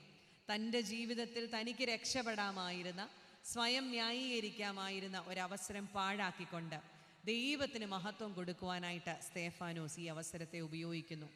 നമ്മോട് സ്തേഫാനോസ് ചോദിക്കുന്നൊരു ചോദ്യമുണ്ട്. നമ്മുടെയൊക്കെ ജീവിതത്തിൽ നമ്മളൊക്കെ എത്ര നാൾ ഇങ്ങനെ സ്വയം ന്യായീകരിച്ച് ജീവിക്കും അല്ലേ? നമ്മുടെയൊക്കെ ഭവനങ്ങളിൽ പോലും പലപ്പോഴും നടക്കുന്നത് അതല്ലേ, ഞാൻ എന്തുകൊണ്ട് ഇത് ചെയ്തു, ഞാൻ എന്തുകൊണ്ടത് ചെയ്തില്ല, ഞാൻ എന്തുകൊണ്ട് ഇങ്ങനെ പറഞ്ഞു, അങ്ങനെ പറഞ്ഞില്ല. എല്ലാ കാര്യത്തിനും നമ്മൾ സ്വയം ജസ്റ്റിഫൈ ചെയ്യുന്നവരാണ്. ഒത്തിരി ഒരു സെൽഫ് ജസ്റ്റിഫിക്കേഷനിലൂടെ ജീവിക്കുവാൻ ആഗ്രഹിക്കുന്നവരാണ് നമ്മൾ. എവിടെയാണ് ദൈവത്തിന് മഹത്വം കൊടുക്കുന്നത്? Where are we projecting God in our lifes? ദൈവത്തിനെ എവിടെയാണ് നമുക്കൊന്ന് പ്രൊജക്റ്റ് ചെയ്ത് കാണിക്കുവാൻ സാധിക്കുന്നത്? തൻ്റെ ജീവിതത്തിൻ്റെ അവസാന നിമിഷങ്ങളിലേക്ക് അടുക്കുകയാണെന്ന വ്യക്തമായ ബോധ്യം ഈ ചെറുപ്പക്കാരനുണ്ടായിരുന്നിട്ടും ദൈവത്തിന് കൊടുക്കേണ്ടുന്ന മഹത്വം കൊടുക്കുവാൻ, ക്രിസ്തു ആരാണെന്ന് പറയുവാൻ, ക്രിസ്തു എന്ന പ്രവാചകനെ നിങ്ങൾ അംഗീകരിച്ചില്ല എന്ന് യഹൂദന്മാരുടെ മുഖത്ത് നോക്കി ധൈര്യത്തോടെ പറയുവാൻ ഈ അവസരത്തെ സ്തേഫാനോസ് ഉപയോഗിക്കുകയാണ്. നമ്മോട് സ്തേഫാനോസ് ചോദിക്കുന്ന ചോദ്യമുണ്ട്. നമ്മുടെയൊക്കെ ജീവിതത്തിൽ സ്വയം ന്യായീകരിച്ചും സ്വയം നീതീകരിച്ചും ആയുസ് പാഴാക്കുമ്പോൾ ക്രിസ്തുവിന് കൊടുക്കേണ്ടുന്ന മഹത്വം കൊടുക്കുവാൻ നമുക്ക് സാധിക്കുന്നുണ്ടോ? നമ്മുടെ ലൈഫിൽ ക്രിസ്തുവിന് മഹത്വം കൊടുക്കേണ്ടുന്ന എത്രയോ അവസരങ്ങൾ ഞാനും നിങ്ങളും പാഴാക്കി കളഞ്ഞിട്ടുണ്ട്. നമ്മുടെ പേര് വലുതാകുവാൻ വേണ്ടി പല കാര്യങ്ങളും നമ്മൾ ഈ ലോകത്ത് ചെയ്യുന്നുണ്ട്. എന്നാൽ ക്രിസ്തുവിൻ്റെ നാമം മഹത്വപ്പെടുവാൻ എവിടെയാണ് പലപ്പോഴും നമുക്ക് സാധിക്കുന്നത്? നമ്മൾ ഒരു ഇടവകയോട് ചേർന്നുള്ള ശുശ്രൂഷകളിൽ പോലും സ്ഥാനമാനങ്ങൾക്ക് വേണ്ടി ക്രിസ്തുവിനെ നമുക്ക് ഉയർത്തിക്കാട്ടുവാൻ സാധിക്കുന്നുണ്ടോ? അതോ സ്ഥാനങ്ങൾക്കും മാനങ്ങൾക്കും പേരിനും വേണ്ടി പലപ്പോഴും അടിയും ബഹളവും നടക്കുന്ന ഇടമായി നമ്മുടെയൊക്കെ ഇടവകകൾ മാറുന്നുണ്ടോ? അവിടെയൊക്കെയല്ലേ നമ്മളുടെ സാക്ഷ്യം നമുക്ക് നഷ്ടപ്പെട്ടു പോകുന്നത്? അതുകൊണ്ട് ക്രിസ്തുവിനെ ഉയർത്തിക്കാട്ടേണ്ടുന്ന ഇടങ്ങളിൽ പലപ്പോഴും നമ്മൾ പരാജയപ്പെട്ടു പോകുന്നുണ്ട്. ഞാൻ ഈ കഴിഞ്ഞ രാത്രിയിലും ഇന്ന് പകൽക്കാലം ഒക്കെ പറഞ്ഞതിൻ്റെ ഒരു അണ്ടർലൈൻ ത്രെഡ് എന്ന് പറയുന്നത് ക്രിസ്തുവിനെ മറന്നുള്ള ഒരു സാക്ഷ്യത്തിനാണ് നമ്മൾ പലപ്പോഴും ഒരുങ്ങുന്നത്. ക്രിസ്തുവിന് കൊടുക്കേണ്ടുന്ന പ്രാധാന്യം നമ്മുടെയൊക്കെ ആരാധനയിൽ പോലും നഷ്ടപ്പെട്ടു പോകുന്നത് കൊണ്ട് പലപ്പോഴും രാഷ്ട്രീയക്കാരെക്കാൾ മോശമായുള്ള അന്തരീക്ഷം നമ്മുടെയൊക്കെ ഇടവകളിലും സഭകളിലും കാണുവാൻ നമുക്ക് സാധിക്കുന്നുണ്ട്. വളരെ ചീപ്പ് കളികൾ കളിച്ചൊക്കെ പലപ്പോഴും ഇടവകയിലെ ശുശ്രൂഷകൾക്കൊക്കെ നമ്മൾ നേതൃത്വം നൽകാറുണ്ട്. ഇതൊക്കെ നമ്മളുടെ ജീവിതത്തിൻ്റെ പരാജയമാണെന്ന് മനസ്സിലാക്കുവാൻ ഈ 2024 സാധിച്ചില്ലെങ്കിൽ കർത്താവിൻ്റെ വരവിന് വേണ്ടി ഒരുങ്ങിയിരിക്കുകയാണെന്ന് നമുക്കെങ്ങനെ പറയാൻ സാധിക്കും? നമുക്ക് ചുറ്റും നമ്മൾ പാടിയ പാട്ടുകളിലൊക്കെ പറയുന്നുണ്ടല്ലേ, നമുക്ക് ചുറ്റിനുമുള്ള അടയാളങ്ങളൊക്കെ നമ്മളെ വിളിച്ചറിയിക്കുന്നത് ഇത് അന്ത്യകാലമാണെന്ന്. അങ്ങനെയാണെങ്കിൽ ഈ അന്ത്യകാലത്ത് നമ്മുടെ ഉള്ളിൽ ചില മാറ്റങ്ങൾ അനിവാര്യമല്ലേ? ക്രിസ്തുവിനെ ഉയർത്തി കാണിക്കേണ്ടത് നമ്മളൊക്കെ നമ്മുടെ ജീവിതത്തിൽ ആരെയാണ് ഉയർത്തി കാണിക്കുന്നത്? അതുകൊണ്ട് ഞാൻ ഇവിടെ നിന്ന് മുൻപോട്ട് നീങ്ങുകയാണ്. 7-ാം അധ്യായത്തിൻ്റെ അവസാന ഭാഗത്തേക്ക് വരുമ്പോൾ 54 മുതൽ 60 വരെയുള്ള വാക്യങ്ങൾ സ്തേഫാനോസിൻ്റെ അന്ത്യ നിമിഷങ്ങളിലേക്കാണ് നമ്മൾ വരുന്നത്. 2 അധ്യായങ്ങളിൽ മാത്രമാണ് ഈ ചെറുപ്പക്കാരനെ കുറിച്ച് നമുക്ക് വായിക്കുവാൻ വിശുദ്ധ വേദപുസ്തകത്തിൽ സാധിക്കുന്നത്. എന്നാൽ വളരെ പവർഫുള്ളായ ഒരു ജീവിതം കാഴ്ചവെച്ച മനുഷ്യനാണ്, ചെറുപ്പക്കാരനായിരുന്നു സ്തേഫാനോസ്. ഇത് കേട്ടപ്പോൾ 54-ാമത്തെ വാക്യം, ഇത് കേട്ടപ്പോൾ അവർ കോപപരവശരായി അവൻ്റെ നേരെ പല്ല് കടിച്ചു. അതായത് ക്രിസ്തുവിനെ നിങ്ങളാരും അംഗീകരിച്ചില്ല എന്നും അവനെ മരണത്തിന് നിങ്ങൾ വിട്ടുകൊടുത്തു എന്നും സ്തേഫാനോസ് പറഞ്ഞപ്പോൾ യഹൂദന്മാരായിരിക്കുന്ന ന്യായാധിപ സംഘത്തിലിരിക്കുന്നവർക്ക് ഇനിയും മുൻപോട്ടൊന്നും അക്സെപ്റ്റ് ചെയ്യാനായിട്ട് സാധിക്കുന്നില്ല.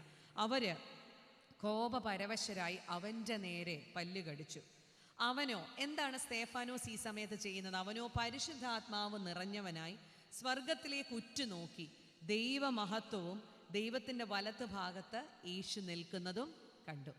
ഈ സമയത്തും തന്നെ ഭയം ഏറ്റവും മൂടേണ്ടുന്ന സമയത്തും പരിശുദ്ധാത്മാവ് നിറഞ്ഞവനായി അവൻ സ്വർഗത്തിലേക്ക് ഉറ്റുനോക്കി ദൈവമഹത്വവും ദൈവത്തിൻ്റെ വലത്ത് ഭാഗത്ത് യേശു കർത്താവ് എഴുന്നേറ്റ് നിൽക്കുന്നതും കണ്ടു. ഈ ഒരു കാഴ്ചയാണ് സ്തേഫാനോസ് കാണുന്നത്. ഇതാ അവൻ പറയുകയാണ് തൻ്റെ മുൻപിലിരിക്കുന്നവരോട്, ഇതാ സ്വർഗം തുറന്നിരിക്കുന്നതും മനുഷ്യപുത്രൻ ദൈവത്തിൻ്റെ വലത്ത് ഭാഗത്ത് നിൽക്കുന്നതും ഞാൻ കാണുന്നുവെന്ന് പറഞ്ഞു. നിങ്ങൾ ആ ഒരു പോസ്ചർ, യേശു കർത്താവിൻ്റെ ആ ഒരു ബോഡി ലാംഗ്വേജ് ഏറെ ശ്രദ്ധിക്കണം. നമ്മൾ പലപ്പോഴും പറയുന്നത് എന്താ? സ്വർഗം തുറന്നിരിക്കുന്നതും സിംഹാസനത്തിൽ സ്വർഗത്തിലെ ദൈവം ഇരിക്കുന്നു, വലത്ത് ഭാഗത്ത് യേശു കർത്താവ് ഇരിക്കുന്നത് കാണുന്ന കാഴ്ചയെക്കുറിച്ചാണ് പലപ്പോഴും നമ്മളുടെ ആരാധനാ ശുശ്രൂഷയിലൊക്കെ പോലും നമ്മൾ ആവർത്തിച്ച് പറയുന്നത്. എന്നാൽ ഇവിടെ സ്തേഫാനോസ് കാണുന്ന കാഴ്ചയിൽ ഒരു ചെറിയ വ്യത്യാസമുണ്ട്. സ്വർഗം തുറന്നിരിക്കുന്നതും ദൈവമഹത്വവും യേശു കർത്താവ് ദൈവത്തിൻ്റെ വലത്ത് ഭാഗത്ത് എഴുന്നേറ്റ് നിൽക്കുന്നത് കാണുന്ന സ്തേഫാനോസ്. എന്തിനായിരിക്കണം യേശു കർത്താവ് എഴുന്നേറ്റ് നിൽക്കുന്നത് എന്നുള്ളത് നമ്മൾ ഇനിയും വായിക്കുന്ന വാക്യത്തിൽ നിന്ന് നമുക്ക് ലളിതമായി ഒന്ന് മനസ്സിലാക്കുവാനായിട്ട് സാധിക്കും. അവർ ഉറക്ക നിലവിളിച്ചു. ആരാണ്? ന്യായാധിപ സംഘത്തിലിരിക്കുന്നവർ. ചെവി പൊത്തിക്കൊണ്ട് ഒന്നിച്ച് അവൻ്റെ നേരെ പാഞ്ഞ് ചെന്നു അവനെ നഗരത്തിൽ നിന്ന് തള്ളി പുറത്താക്കി കല്ലെറിഞ്ഞു. അപ്പോൾ ആ കാലഘട്ടത്തിലൊക്കെ ഇത്തരത്തിൽ കള്ളസാക്ഷ്യം പറഞ്ഞു കഴിയുമ്പോൾ അവർക്ക് വരുന്ന ശിക്ഷയെന്ന് പറയുന്നത് കല്ലെറിഞ്ഞ് കൊല്ലപ്പെടുക എന്നുള്ളതാണ്. അതുകൊണ്ട് അവനെ നഗരത്തിൽ നിന്ന് തള്ളി പുറത്താക്കി കല്ലെറിഞ്ഞു. സാക്ഷികൾ തങ്ങളുടെ വസ്ത്രം ശൗൽ എന്നു പേരുള്ള ഒരു ബാല്യക്കാരൻ്റെ കാൽക്കൽ വെച്ചു.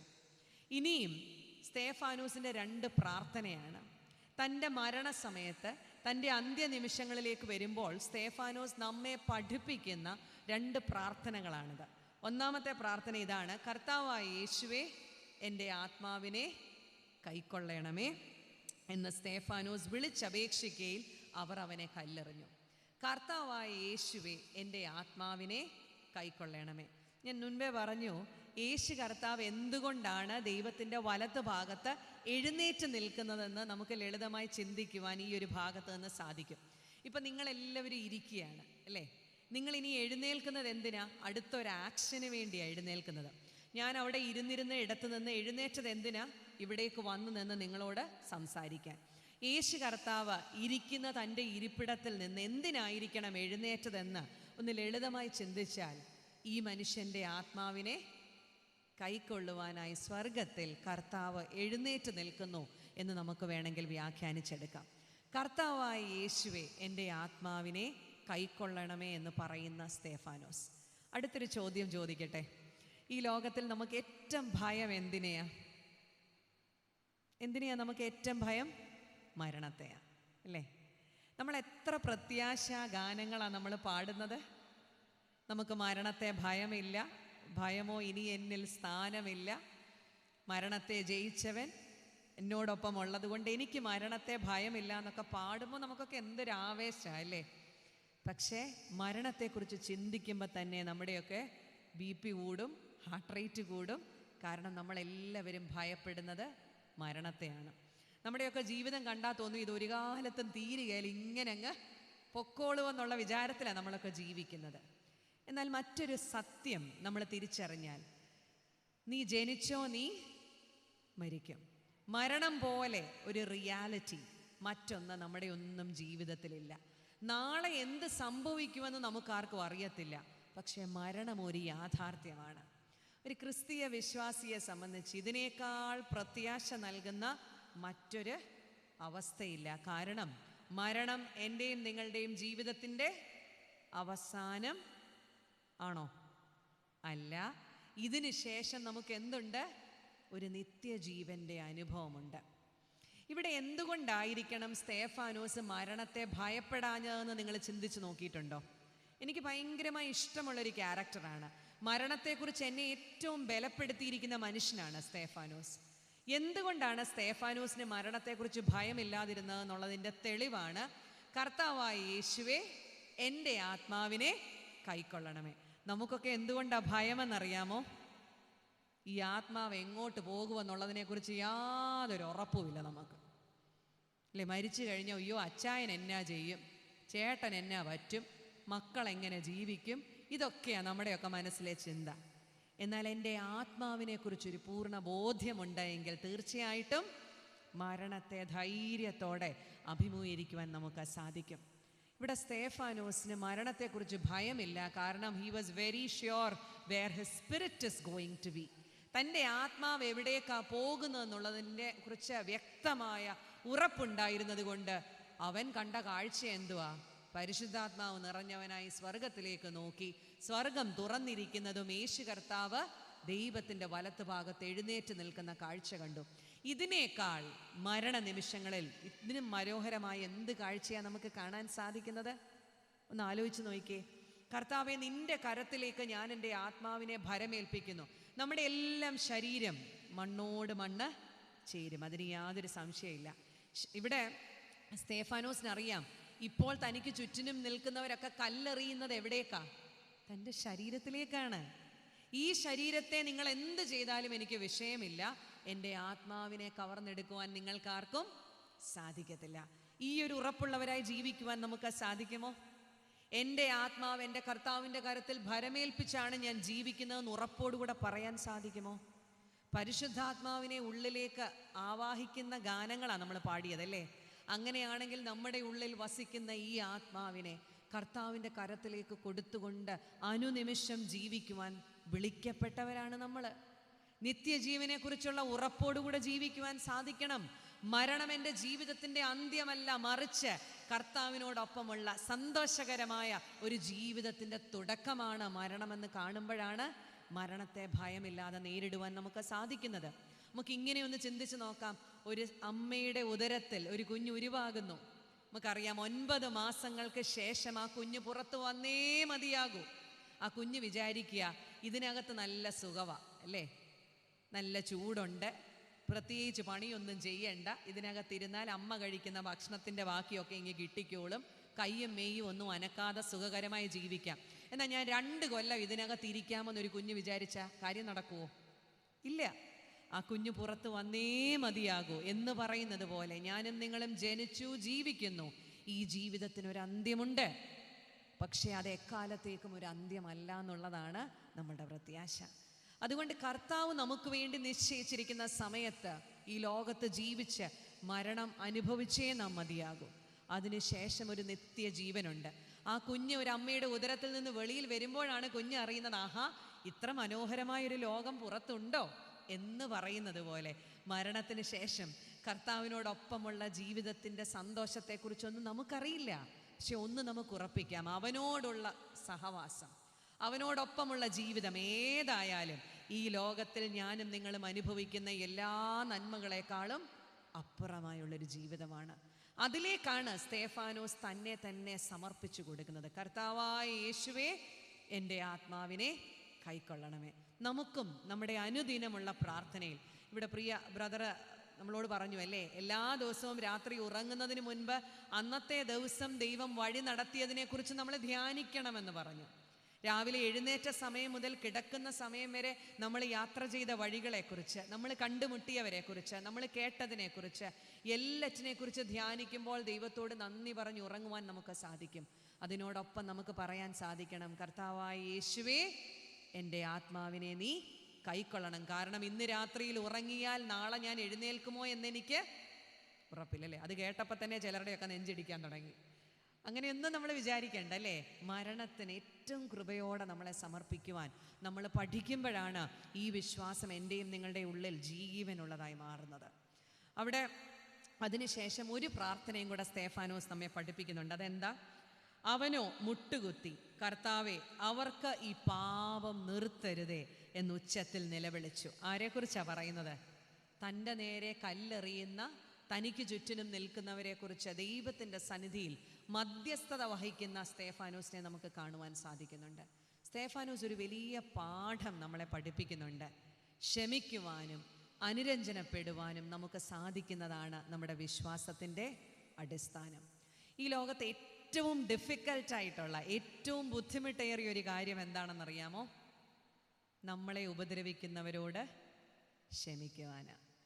മറ്റെല്ലാം നമ്മെ കൊണ്ട് സാധിച്ചെടുക്കാം. പക്ഷേ നമ്മളെ ഉപദ്രവിക്കുന്നുവെന്ന് നമ്മൾ വിശ്വസിക്കുന്നവർ, നമ്മളെ പുച്ഛിക്കുന്നവർ, നമ്മളെ നിന്ദിക്കുന്നവർ, നമ്മളെക്കുറിച്ചില്ലാത്ത കഥകൾ പറഞ്ഞുണ്ടാക്കുന്നവർ, നമ്മളെ കുറ്റപ്പെടുത്തുന്നവരോടൊക്കെ ഒരു അനുരഞ്ജനത്തിൻ്റെ മനോഭാവം, ഒരു റെക്കൺസിലിയേഷൻ, ഒരു ക്ഷമയുടെ മനോഭാവം, ഇത് വളർത്തിയെടുക്കാൻ മാനുഷികമായി നമുക്കൊക്കെ വളരെ ബുദ്ധിമുട്ടുള്ള കാര്യമാണ്.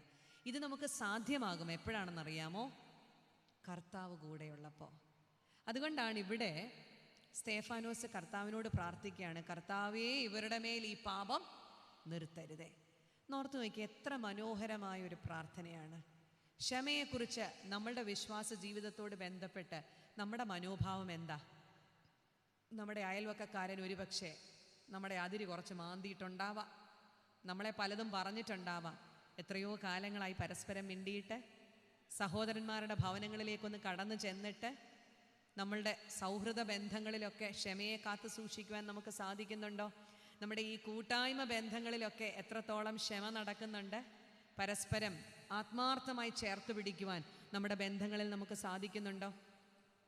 നമ്മൾ ആരാധനയ്ക്ക് വന്നിരിക്കുമ്പോൾ പോലും നമ്മൾ പ്രത്യേകം ശ്രദ്ധിക്കുമല്ലേ, നമ്മൾ എവിടെ ഇരിക്കുന്നത്, നമ്മുടെ മുമ്പിലും പുറകിലും ഒക്കെ ഇരിക്കുന്ന ആരാ നമുക്ക് നോക്കും. കാരണം അങ്ങോട്ടും ഇങ്ങോട്ടും തിരിയുമ്പോൾ ഒന്ന് ചിരിക്കണ്ടേ. നമുക്ക് ചിരിക്കാൻ പറ്റാത്തവരായി എത്രയോ പേര് നമ്മളുടെയൊക്കെ കൂട്ടായ്മയിൽ തന്നെയുണ്ട്. എവിടെയാണ് ക്ഷമയ്ക്ക് പ്രാധാന്യം? എവിടെയാണ് അനുരഞ്ജനത്തിന് പ്രാധാന്യം?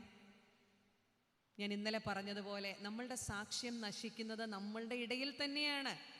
നമ്മൾ മറ്റാരെയും ശത്രുക്കളായി കാണണ്ട. നമ്മുടെ ഇടയിൽ തന്നെ നമ്മൾ സാക്ഷ്യം വഹിക്കുവാൻ പരാജയപ്പെട്ടു പോകുന്നത് കൊണ്ടാണ് ക്രിസ്തു മതത്തിന് ഇത്രയും വലിയ വെല്ലുവിളി ഉണ്ടാകുന്നതെന്നാണ് ഞാൻ മനസ്സിലാക്കുന്നത്. അതുകൊണ്ട് ക്ഷമിക്കുവാൻ സാധിക്കണം. പിന്നെ മറ്റൊരു അബദ്ധധാരണ നമുക്കെല്ലാം ഉണ്ട്. ഞാൻ അങ്ങോട്ട് ചെന്ന് ക്ഷമ പറഞ്ഞാൽ നമ്മളങ്ങ് കുറഞ്ഞു പോകുമെന്നാണ് നമ്മുടെ വിചാരം. നമ്മളങ്ങ് വല്ലാതെ വിലയില്ലാതായി പോകുമെന്നാണ് നമ്മൾ കരുതുന്നത്. എന്നാൽ forgiveness it really shows your inner strength. ഒരു മനുഷ്യനോട് ക്ഷമിക്കുവാൻ നിനക്ക് സാധിക്കുന്നുണ്ടെങ്കിൽ മറ്റ് മനുഷ്യർക്കില്ലാത്ത ഒരു ആന്തരിക ശക്തി നിനക്കുണ്ട് എന്നുള്ളതാണ് അതിൻ്റെ തെളിവ്. And forgiveness leads to self healing. സ്വയം സൗഖ്യമാക്കുന്ന ഒരു വലിയ പ്രക്രിയയാണ് ക്ഷമ. നമ്മളൊന്ന് ആലോചിച്ച് നോക്കിയേ, നമുക്ക് ആരോടെങ്കിലും നീരസമുണ്ടെങ്കിൽ നമുക്കൊരു രാത്രി സമാധാനമായിട്ട് ഉറങ്ങാൻ പറ്റത്തില്ല. കാരണം കണ്ണടയ്ക്കുമ്പോഴെല്ലാം അവരുടെ മുഖം ഇങ്ങനെ തെളിഞ്ഞു വരും. എന്നാൽ നമുക്കാരോടും നീരസമില്ല എങ്കിൽ, നമുക്കാരോടും വിദ്വേഷമില്ലെങ്കിൽ, പകയില്ലെങ്കിൽ, വൈരാഗ്യമില്ലെങ്കിൽ, പിണക്കമില്ലെങ്കിൽ ശാന്തമായി ഉറങ്ങാൻ നമുക്ക് പറ്റും. അതുകൊണ്ടാണ് പലപ്പോഴും നമ്മൾ പറയുന്നത് അല്ലേ, ഉറക്കം ഒന്നും ശരിയാകുന്നില്ലെന്ന് പറയുന്നതിൻ്റെ പ്രധാന കാരണം നമ്മളുടെ മനസ്സ് ശരിയല്ലാത്തത് കൊണ്ടാണ്. അതുകൊണ്ട് ഈ മരണസമയത്തും സ്തേഫാനോസ് പറയുകയാണ്, കർത്താവെ അവരുടെ മേൽ ഈ പാപം നിർത്തരുതേ. നമ്മളാണ് എന്തോ ചെയ്തേനേം, കർത്താവെ എനിക്കൊന്നും ചെയ്യാൻ പറ്റുന്നില്ല, നീ തക്ക സമയത്ത് അവന് കൊടുക്കേണ്ടത് കൊടുത്തോണമെന്നാണ് നമ്മളൊക്കെ പ്രാർത്ഥിക്കുന്നത് അല്ലേ. ദൈവം കൊടുത്തോളുമെന്നാണ് നമ്മളൊക്കെ വിചാരിക്കുന്നത്. അതിലാശ്വാസം കണ്ടെത്തുന്നവരാ പലപ്പോഴും നമ്മൾ. ദൈവം അവൻ്റെ ജീവിതത്തിൽ പ്രതിഫലം കൊടുത്തോളും എന്ന് കരുതി ആശ്വസിക്കുക നമ്മൾ. ഇവിടെ സ്തേഫാനോസ് നമ്മെ പഠിപ്പിക്കുകയാണ്, അവരുടെ മേൽ ഈ പാപം നിർത്തരുതേ എന്ന് പറയത്തക്ക വിധത്തിൽ അവൻ്റെ മനസ്സ് അത്ര വിശുദ്ധമായിരുന്നു എന്ന്. അതിൻ്റെ കാരണം നമ്മൾ ആദ്യം പറഞ്ഞതാ, വിശ്വാസവും പരിശുദ്ധാത്മാവും നിറഞ്ഞവനായി, ദൈവകൃപയും ദൈവശക്തിയും നിറഞ്ഞവനായി, നല്ല സാക്ഷ്യമുള്ളവനായി സമൂഹത്തിൽ കാണപ്പെട്ടവനാണ് സ്തേഫാനോസ്. അതുകൊണ്ടാണ് ഇത്ര കൃപയേറിയ ഒരു പ്രാർത്ഥന തൻ്റെ ജീവിതത്തിൻ്റെ അന്ത്യനിമിഷങ്ങളിൽ പ്രാർത്ഥിക്കുവാൻ സ്തേഫാനോസിന് സാധിക്കുന്നത്. അതോടുകൂടെ സ്തേഫാനോസിൻ്റെ ജീവിതത്തിൻ്റെ അന്ത്യമാണ്. ഇത് പറഞ്ഞിട്ട് അവൻ നിദ്ര പ്രാപിച്ചു. ഒരു ചെറിയ ചിന്ത കൂടി ഇതിനോട് ചേർന്ന് പറഞ്ഞുകൊണ്ട് ഞാൻ എൻ്റെ വാക്കുകൾ അവസാനിപ്പിക്കാം. നമ്മൾ പലപ്പോഴും ചിന്തിക്കാറില്ലേ, സ്തേഫാനോസ് കുറച്ച് നാൾ കൂടി ജീവിച്ചിരുന്നെങ്കിൽ കുറേ കൂടി അത്ഭുതങ്ങളും അടയാളങ്ങളും ഒക്കെ കാണിക്കാമായിരുന്നു, കുറേയേറെ പേരോട് കർത്താവിനെക്കുറിച്ച് പറയാമായിരുന്നു. എന്നിട്ട് എന്തേ സ്തേഫാനോസ് ഈ ഒരു യൗവന പ്രായത്തിൽ മരിക്കേണ്ടി വന്നു? ഞാൻ ഈ മരണത്തെക്കുറിച്ചൊക്കെ ചിന്തിക്കുമ്പം പലരും പറയുന്ന കേട്ടിട്ടുണ്ട്, അകാലത്തിൽ മരിച്ചുപോയി. മലയാളത്തിലെ ഒരു പ്രയോഗമാണ് അകാലത്തിൽ മരിച്ചുപോയി എന്ന് പറഞ്ഞാൽ മരിക്കാനുള്ള കാലമായിട്ടില്ലായിരുന്നു, പക്ഷേ അകാലത്തിൽ മരിച്ചുപോയി എന്ന് പറഞ്ഞാൽ ചെറുപ്പക്കാരൊക്കെ മരിച്ചു എന്ന് പറയുമ്പോൾ, അല്ലെങ്കിൽ അവരുടെ മരണത്തെക്കുറിച്ചൊക്കെ പറയുമ്പം ഉപയോഗിക്കുന്നൊരു പദമാണ് അകാലത്തിൽ പൊലിഞ്ഞുപോയി, അകാലത്തിൽ മരിച്ചുപോയി. എന്നാൽ എൻ്റെ ഒരു എളിയ ചിന്തയിൽ എനിക്ക് ആ ഒരു വൊക്കാബുലറിയോട്, ആ ഒരു പദത്തോട് ഒട്ടും യോജിപ്പില്ല. കാരണം എന്താ? നമ്മുടെ ആയുസ്സിനെ കുറിച്ച് സ്വർഗത്തിലെ ദൈവത്തിന് വ്യക്തമായ ഉദ്ദേശമുണ്ട്. ഞാനിന്ന് രാവിലെ പറഞ്ഞല്ലേ, നമ്മുടെ കലണ്ടറും കർത്താവിൻ്റെ കലണ്ടറും രണ്ടാണ്. നമ്മൾ പലപ്പോഴും നമ്മുടെ കലണ്ടർ കൊണ്ടുവന്ന് കർത്താവിൻ്റെ മുൻപിലേക്ക് വെച്ചിട്ട് പറയും, നവംബർ 15-ാം തീയതി ഇത് സാധിച്ചു തരണം, 17-ന് ഇത് സാധിക്കണം, 20-ന് ഇത് സാധിക്കണം, 2045 വരെ ജീവിക്കണം, 65 വരെ കാണണം. ഇങ്ങനെ നമ്മൾ കർത്താവിനോട് പറയുക. But God's calendar is entirely different from mine. അപ്പോൾ എൻ്റെ ജീവിതത്തെക്കുറിച്ച്, എൻ്റെ ആയുസ്സിനെക്കുറിച്ച് ഇത്രയും മതിയെന്ന് എൻ്റെ സ്വർഗത്തിലെ കർത്താവ് നിശ്ചയിച്ചിട്ടുണ്ടെങ്കിൽ അത്രയും മതി. സ്തേഫാനോസിനെ കുറിച്ച് അത്രയുമേ കർത്താവ് ഉദ്ദേശിച്ചിട്ടുണ്ടായിരുന്നുള്ളൂ. നീ ഇത്രയും കാലം, നീ എന്നെ അറിഞ്ഞ നിമിഷം മുതൽ എന്നെ അനുഗമിച്ചവനാ നീ. നിന്റെ ആയുസ്സിനെ കുറിച്ച് ഞാൻ ഇത്രയും ഉദ്ദേശിച്ചിട്ടുള്ളൂ. അങ്ങനെയാണെങ്കിൽ അടുത്ത ചോദ്യം, 33.5 വയസ്സിൽ എന്തുകൊണ്ടാണ് നമ്മുടെ കർത്താവ് ക്രൂശിൽ മരിക്കേണ്ടി വന്നത്? ഒരു 53 വയസ്സെന്ന് അങ്ങ് വിചാരിക്കാൻ മേലായിരുന്നോ സ്വർഗത്തിലെ ദൈവത്തിന്? ഒരു 70 വയസ്സ് വരെ ജീവിച്ചിരുന്നെങ്കിൽ എത്രയോ രോഗികൾ സൗഖ്യമാക്കപ്പെട്ടേനെ, എത്രയോ മരിച്ചവരെ ഉയർപ്പിക്കുവാൻ സ്വർഗത്തിൽ കർത്താവിന് സാധിക്കുമായിരുന്നു. പക്ഷെ 33.5 വയസ്സ് വരെ മതി എന്ന് സ്വർഗത്തിലെ പിതാവ് നിശ്ചയിച്ചത് കൊണ്ട് അത്രയുമേ ജീവിച്ചുള്ളൂ. അപ്പോൾ നമ്മുടെയൊക്കെ ആയുസ്സിനെ കുറിച്ച് വ്യക്തമായ ബോധ്യം സ്വർഗത്തിലെ ദൈവത്തിനുണ്ട് എന്ന് മനസ്സിലാക്കുമ്പോൾ മരണത്തെ ജീവിതത്തിൻ്റെ അന്ത്യമല്ല, ഇതിന് ശേഷവും കർത്താവിനൊപ്പം ഒരു ജീവിതമുണ്ടെന്ന് മനസ്സിലാക്കാൻ. കാരണം മരണത്തെ ജയിച്ചവനാവൻ. ഇന്നേ വരെ നമ്മളെ പുലർത്തുന്ന, നടത്തുന്ന ദൈവത്തിൻ്റെ മുൻപിൽ നമ്മളെ തന്നെ താഴ്ത്തിക്കൊണ്ട് നാളത്തെ ദിവസം ഉണ്ടോ ഇല്ലയോ നമുക്കറിഞ്ഞുകൂടാ. പക്ഷേ കർത്താവെ, ഇന്നൊരു ദിവസം നീ നന്നിട്ടുണ്ടായെങ്കിൽ അത് നിനക്ക് വേണ്ടി ജീവിക്കുവാൻ നീ എന്നെക്കുറിച്ച് ഉദ്ദേശിക്കുന്നുണ്ട്. അതുകൊണ്ട് ആയുസിൻ്റെ വലിപ്പമല്ല എൻ്റെ സഹോദരങ്ങളെ, ഓരോ ദിവസവും അവനോട് ചേർന്നുള്ള ജീവിതമാണ് വിലപ്പെട്ടത്. അതുകൊണ്ട് അതിനെ പാഴാക്കി കളയുവാൻ നമുക്ക് സാധിക്കത്തില്ല. നമ്മൾ കണക്ക് ബോധിപ്പിക്കേണ്ടുന്നവരാണ്. ഇവിടെ സ്തേഫാനോസ് എത്ര മനോഹരമായ ഒരു അക്കൗണ്ടബിലിറ്റി അല്ലേ. സ്തേഫാനോസിൻ്റെ ജീവിതം ഒന്ന് ഓഡിറ്റ് ചെയ്താൽ ഈ കർത്താവിനെ എന്നറിഞ്ഞോ അന്ന് മുതൽ ഈ മരണത്തിൻ്റെ അന്ത്യനിമിഷങ്ങൾ വരെ കർത്താവിനോടൊപ്പം ചെലവഴിച്ച ഒരു ചെറുപ്പക്കാരനായിട്ട് സ്തേഫാനോസിനെ കാണാൻ സാധിക്കും. അതുകൊണ്ട് നമ്മുടെ ബാല്യമായിക്കോട്ടെ, യൗവനമായിക്കോട്ടെ, ജീവിതത്തിൻ്റെ വാർദ്ധക്യമായിക്കോട്ടെ, ഇത്രയും ആയുസ് ദൈവം നൽകുമ്പോൾ എന്ത് നമുക്ക് മടക്കി കൊടുക്കുവാനായിട്ട് സാധിക്കും? ഈ ലോക ജീവിതത്തിൽ നമുക്ക് പ്രതിസന്ധികളുണ്ട്, പ്രയാസങ്ങളുണ്ട്. പക്ഷേ അതിൻ്റെ മധ്യത്തിലും നമ്മളെ വഴി നടത്തുന്ന ഒരു വലിയ ദൈവിക ശക്തി ഉണ്ടെന്നുള്ളൊരു തിരിച്ചറിവ് നമ്മളെ ഒരു ആരാധനാ സമൂഹമായി ഏറെ ബലത്തോടുകൂടെ ഈ പ്രദേശത്ത് നിലനിർത്തേണ്ടുന്നത് ആവശ്യമാണ്. 25 വർഷക്കാലം, ഞാനത് വീണ്ടും പറയുകയാണ്, 25 വർഷക്കാലം ഈ ദേശത്ത് ഈ ഒരു ഇടവക നിലകൊണ്ടുവെങ്കിൽ അത് കർത്താവിൻ്റെ കൃപയൊന്ന് മാത്രമാണ്. നമ്മുടെ കൈമിടുക്കുകൊണ്ടോ നമ്മുടെ കൈനേട്ടം കൊണ്ടോ ഉണ്ടാക്കിയെടുത്തതാണെന്ന് അവകാശപ്പെടുവാൻ നമുക്കൊന്നുമില്ല ഈ ലോകത്തിൽ. സ്തേഫാനോസും അത്തരത്തിൽ ജീവിച്ചു. ഈ കർത്താവിനെ രുചിച്ചറിഞ്ഞ നിമിഷം മുതൽ ഇനിയും ഒരു ജീവിതമുണ്ടെങ്കിൽ അത് ക്രിസ്തുവിന് വേണ്ടി. അതുകൊണ്ടാണ് തൻ്റെ ജീവിതത്തിൻ്റെ അവസാനമാണെന്നറിഞ്ഞിട്ടും ക്രിസ്തുവിന് മഹത്വം കൊടുക്കുവാൻ സ്തേഫാനോസിന് സാധിച്ചത്. മരണത്തെ കൃപയോടെ അഭിമുഖീകരിക്കുവാൻ സ്തേഫാനോസിന് സാധിച്ചത്. ഭയമുണ്ടായിരുന്നില്ല സ്തേഫാനോസിന്. അവൻ സ്വർഗത്തേക്ക് നോക്കിയെന്നാണ് പറയുന്നത്. നമ്മളൊക്കെ എവിടേക്കാണ് നോക്കുന്നത്? നമ്മുടെ ജീവിതത്തിൻ്റെ പ്രതിസന്ധികളിൽ നമ്മൾ എവിടേക്കാണ് നോക്കുന്നത്? നമ്മൾ കാണുന്ന കാഴ്ച എന്താണ്? അത് മറ്റുള്ളവരോട് സാക്ഷിക്കുമ്പോൾ മറ്റുള്ളവർക്ക് ബലം നൽകുന്നുണ്ടോ? ഇവിടെ നാം വായിക്കുന്നുണ്ട്, ഈ മനുഷ്യനെ കല്ലെറിയുമ്പോൾ ഈ മനുഷ്യൻ്റെ വസ്ത്രം അവിടെ ഒരു ചെറുപ്പക്കാരൻ്റെ കാൽക്കൽ വെച്ചു. അതാരാ? ശൗലെന്ന് പറയുന്നൊരു ചെറുപ്പക്കാരൻ്റെ കാൽക്കൽ വെച്ചു. സ്തേഫാനോസിൻ്റെ മരണം ശൗലിൻ്റെ മാനസാന്തരത്തിൻ്റെ തുടക്കമായിരുന്നു എന്ന് ഓർക്കണം. ഇതിന് തൊട്ട് അടുത്ത അധ്യായത്തിൽ നാം വായിക്കുന്നുണ്ട്, അവൻ ദമസ്കോസിലേക്ക് ക്രിസ്ത്യാനികളെ പീഡിപ്പിക്കുവാൻ അധികാരപത്രവുമായി യാത്ര ചെയ്തവനാണ് ശൗല്. പക്ഷെ അവിടെ വെച്ച് അവൻ്റെ ജീവിതത്തിനൊരു യൂറ്റാണ് ഉണ്ടാകുന്നുണ്ട്. ശൗൽ പൗലോസായി മാറുന്നു. അതുകൊണ്ട് നമ്മൾ ഒരിക്കലും വിചാരിക്കരുത് നമ്മുടെ ജീവിതം ഈ ലോകത്ത് അവസാനിക്കുമ്പോൾ എല്ലാം അവസാനിച്ചുവെന്നല്ല. കർത്താവിൻ്റെ വേലയ്ക്ക് വേണ്ടി അവൻ്റെ ഇരിപ്പിടങ്ങളിൽ കാണപ്പെടുവാൻ അവൻ തക്കതായ മനുഷ്യരെ അതാത് സമയത്ത് ഉയർത്തിക്കൊണ്ടേയിരിക്കും. അതുകൊണ്ട് ഞാൻ പോയി കഴിഞ്ഞാൽ പിന്നെ എങ്ങനെ ഇവിടുത്തെ കാര്യങ്ങളെന്നുള്ള ഭാവം നമുക്ക് ആർക്കും വേണ്ട. നമ്മളൊക്കെ ഈ ജീവിതയാത്രയിൽ, ഈ ലോകത്തിൻ്റെ യാത്രയിൽ ഇങ്ങനെ ഒഴുകിക്കൊണ്ടിരിക്കുന്നവരാണ്. നമ്മുടെ ആയുസ്സിന് ദൈവം ഒരു ടൈം കൽപ്പിച്ചിട്ടുണ്ട്. ആ സമയം വരെ ജീവിക്കുവാനും ദൈവം ഏൽപ്പിക്കുന്ന ശുശ്രൂഷകളെ കൃപയോടെ ഏറ്റെടുത്തുകൊണ്ട് അവനോട് ചേർന്ന് ജീവിക്കുവാനുള്ള വലിയ വെല്ലുവിളിയാണ് നമുക്കുള്ളത്. അതിനെ ഏറ്റെടുക്കുവാൻ നമുക്ക് സാധിക്കണം. നിത്യജീവനെക്കുറിച്ച് മാത്രമല്ല, കർത്താവിൻ്റെ രണ്ടാം വരവിനെക്കുറിച്ചും നമുക്കൊരു ഉറപ്പുണ്ടാകണം. നമുക്കൊക്കെ ഇതൊക്കെ ഉണ്ടോ ഇല്ലയോ എന്നൊക്കെയുള്ള ഒരു ചാഞ്ചാട്ടത്തിൽ ജീവിക്കുന്നവരാണ് നമ്മൾ. പിന്നെ ആരാധനയ്ക്ക് വരും, പോകും, പ്രാർത്ഥനയ്ക്ക് കൂടും, വചനം വായിക്കുമ്പോൾ വായിക്കും. ഇതിനൊക്കെ അപ്പുറമായിട്ട് ചില ഉറപ്പുകൾ ജീവിതത്തിൽ ഉണ്ടാവണം. എന്നെ നടത്തുന്നത് എൻ്റെ കർത്താവാണ്. എൻ്റെ മരണത്തിന് ശേഷവും കർത്താവിനോടൊപ്പമുള്ളൊരു ജീവിതം എനിക്കുണ്ട്. അവൻ എന്നെ ഒരു നാളും കൈവിടത്തില്ലെന്നുള്ളൊരു വലിയ വിശ്വാസത്തിൻ്റെ ഉറപ്പ് നമ്മുടെ ജീവിതത്തിൽ ഉണ്ടാകണം. But that doesn't mean our life will not be without any struggles.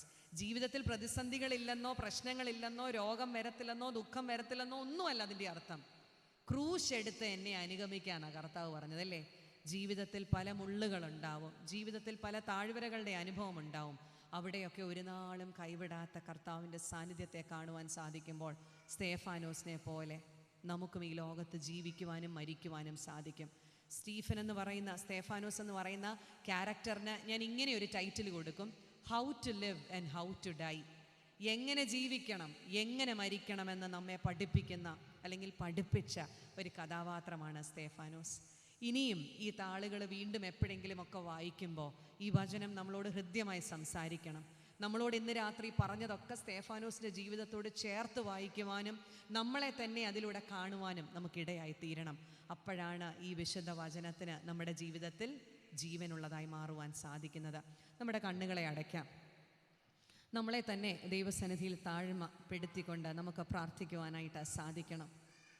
ഇന്ന് വരെ നമ്മളെ നടത്തിയ ദൈവം, ഇന്ന് വരെ നമ്മളെ പുലർത്തിയ ദൈവം ഇന്നും എന്നും നമ്മോടൊപ്പം ഉണ്ടാകും.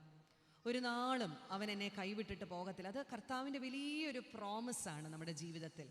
ഒരു നാളും ഈ വിശുദ്ധ വേദപുസ്തകം ഇസ് ഫുൾ ഓഫ് പ്രോമിസസ്. ഒത്തിരി വാഗ്ദത്തങ്ങളാൽ നിറയപ്പെട്ടതാണ്.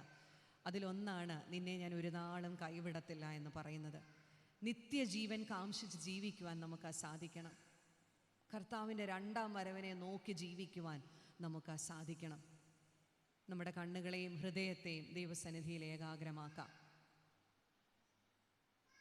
ഇന്നയോളം എന്നെ നടത്തി, ഇന്നയോളം എന്നെ പുലർത്തി, എൻ്റെ യേശു എത്ര നല്ലവൻ, അവനെന്നുമെന്നും മതിയായവൻ. എൻ്റെ യേശു എത്ര നല്ലവൻ, അവനെന്നുമെന്നും മതിയായവൻ. ഒരു നാളും കൈവിടില്ല, ഒരു നാളും ഉപേക്ഷിക്കില്ല, ഒരു നാളും മറക്കുകയില്ല. എൻ്റെ യേശു എത്ര വിശ്വസ്തൻ, ഒരു നാളും മറക്കുകയില്ല. എൻ്റെ യേശു എത്ര വിശ്വസ്തൻ, എൻ്റെ യേശു വന്നിടുമ്പോൾ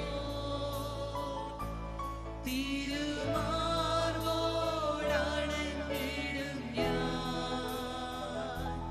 പോയപ്പോൾ താൻ വേഗം വരും. എൻ്റെ യേശു എത്ര നല്ലവൻ, പോയപ്പോൾ താൻ വേഗം വരും. എൻ്റെ യേശു എത്ര നല്ലവൻ. ഇന്നയോളം എന്നെ നടത്തി, ഇന്നയോളം എന്നെ പുലർത്തി, എൻ്റെ യേശു എത്ര നല്ലവൻ, അവനെന്നുമെന്നും മതിയായവൻ. എൻ്റെ യേശു എത്ര നല്ലവൻ, അവനെന്നുമെന്നും മതിയായവൻ. സ്തേഫാനോസിന്റെ ജീവിതവുമായി നമ്മളെ ഒന്ന് ഒത്തുചേർത്ത് നോക്കാം. നമ്മുടെ ജീവിതത്തിൽ എന്തിൻ്റെ നിറവാണുള്ളത്? നമ്മളെ മറ്റുള്ളവർ കാണുമ്പോൾ നമ്മളുടെ ഹൃദയത്തിൽ, നമ്മളുടെ ജീവിതത്തിൽ വിശ്വാസത്തിൻ്റെ നിറവുണ്ടോ? പരിശുദ്ധാത്മാവിൻ്റെ നിറവുണ്ടോ? ദൈവകൃപയുടെയും ദൈവശക്തിയുടെയും മറവിൽ ജീവിക്കുവാൻ നമുക്ക് സാധിക്കുന്നുണ്ടോ? നമ്മുടെ മുഖത്തിൻ്റെ ഭാവം എങ്ങനെയാണ്? മറ്റുള്ളവർ നോക്കുമ്പോൾ ഒരു ദൈവ തേജസ് നമ്മുടെ മുഖത്ത് കാണുവാൻ സാധിക്കുന്നുണ്ടോ? നമ്മളെ തന്നെ ദൈവകരങ്ങളിൽ സമർപ്പിക്കാം. കർത്താവിനെ ഉയർത്തിക്കാട്ടേണ്ടുന്ന ഇടങ്ങളിലൊക്കെ പലപ്പോഴും സ്വാർത്ഥ താല്പര്യങ്ങളോടുകൂടെ പ്രവർത്തിച്ചവരായി നാം മാറിപ്പോയിട്ടില്ലേ? എൻ്റെ സ്ഥാനത്തിന് വേണ്ടി, എൻ്റെ പേരിന് വേണ്ടി, എൻ്റെ മാനത്തിന് വേണ്ടി, മറ്റുള്ളവരുടെ മുൻപിൽ ഞാൻ ആരോ ആണെന്നുള്ള ഭാവത്തോടുകൂടെ ജീവിച്ചിട്ടുണ്ട് എങ്കിൽ ഈ രാത്രികാലം അനുതാപത്തോടുകൂടെ കർത്താവിൻ്റെ സന്നിധിയിലേക്ക് നമുക്ക് കടന്നു വരാം. കർത്താവെ, നിന്നെ പോലെ താഴ്മയുള്ളവനായി ജീവിപ്പാൻ, താഴ്മയുള്ളവളായി ജീവിപ്പാൻ പഠിപ്പിക്കണമേ എന്ന് പ്രാർത്ഥിക്കാം. നമുക്ക് എന്തിൻ്റെ പുകഴ്ചയാണുള്ളത്? എന്തിനെക്കുറിച്ച് നിഗളിക്കുവാൻ നമുക്ക് സാധിക്കും? ജനിച്ച നാൾ തൊട്ട് ഈ ആയുസിൻ്റെ ഈ നിമിഷം വരെ ജീവിതത്തിൻ്റെ പ്രയാസമേറിയ അനുഭവങ്ങളിലൂടെയൊക്കെ കടന്നു പോയപ്പോൾ നാളെ എങ്ങനെയെന്ന് ചിന്തിച്ച് ഭാരപ്പെട്ട ഇടങ്ങളിൽ നമ്മളെ കൈക്ക് പിടിച്ചു വഴി നടത്തിയ കർത്താവ്, അവൻ്റെ മുൻപിൽ നമ്മളെ തന്നെ താഴ്ത്തുവാൻ, വിനയപ്പെടുത്തുവാൻ ദൈവം നമുക്ക് നൽകുന്ന അവസരമായി നമുക്കിതിനെ കാണുവാൻ സാധിക്കണം. മരണത്തിന് വേണ്ടി ഒരുക്കമുള്ളവരായി ജീവിപ്പാൻ നമുക്ക് സാധിക്കുന്നുണ്ടോ? കർത്താവെ, നിന്നോടൊപ്പമുള്ളൊരു ജീവിതത്തെ കാംക്ഷിക്കുവാൻ, നിത്യജീവൻ എത്ര മനോഹരമായ ഒരു അനുഭവമാണെന്ന് മനസ്സിലാക്കുവാൻ, ഞങ്ങളുടെ ആത്മാവിനെ കുറിച്ച് ബോധമുള്ളവരായി ജീവിക്കുവാൻ ഞങ്ങളെ പഠിപ്പിക്കണമേ എന്ന് നമുക്ക് പ്രാർത്ഥിക്കാം.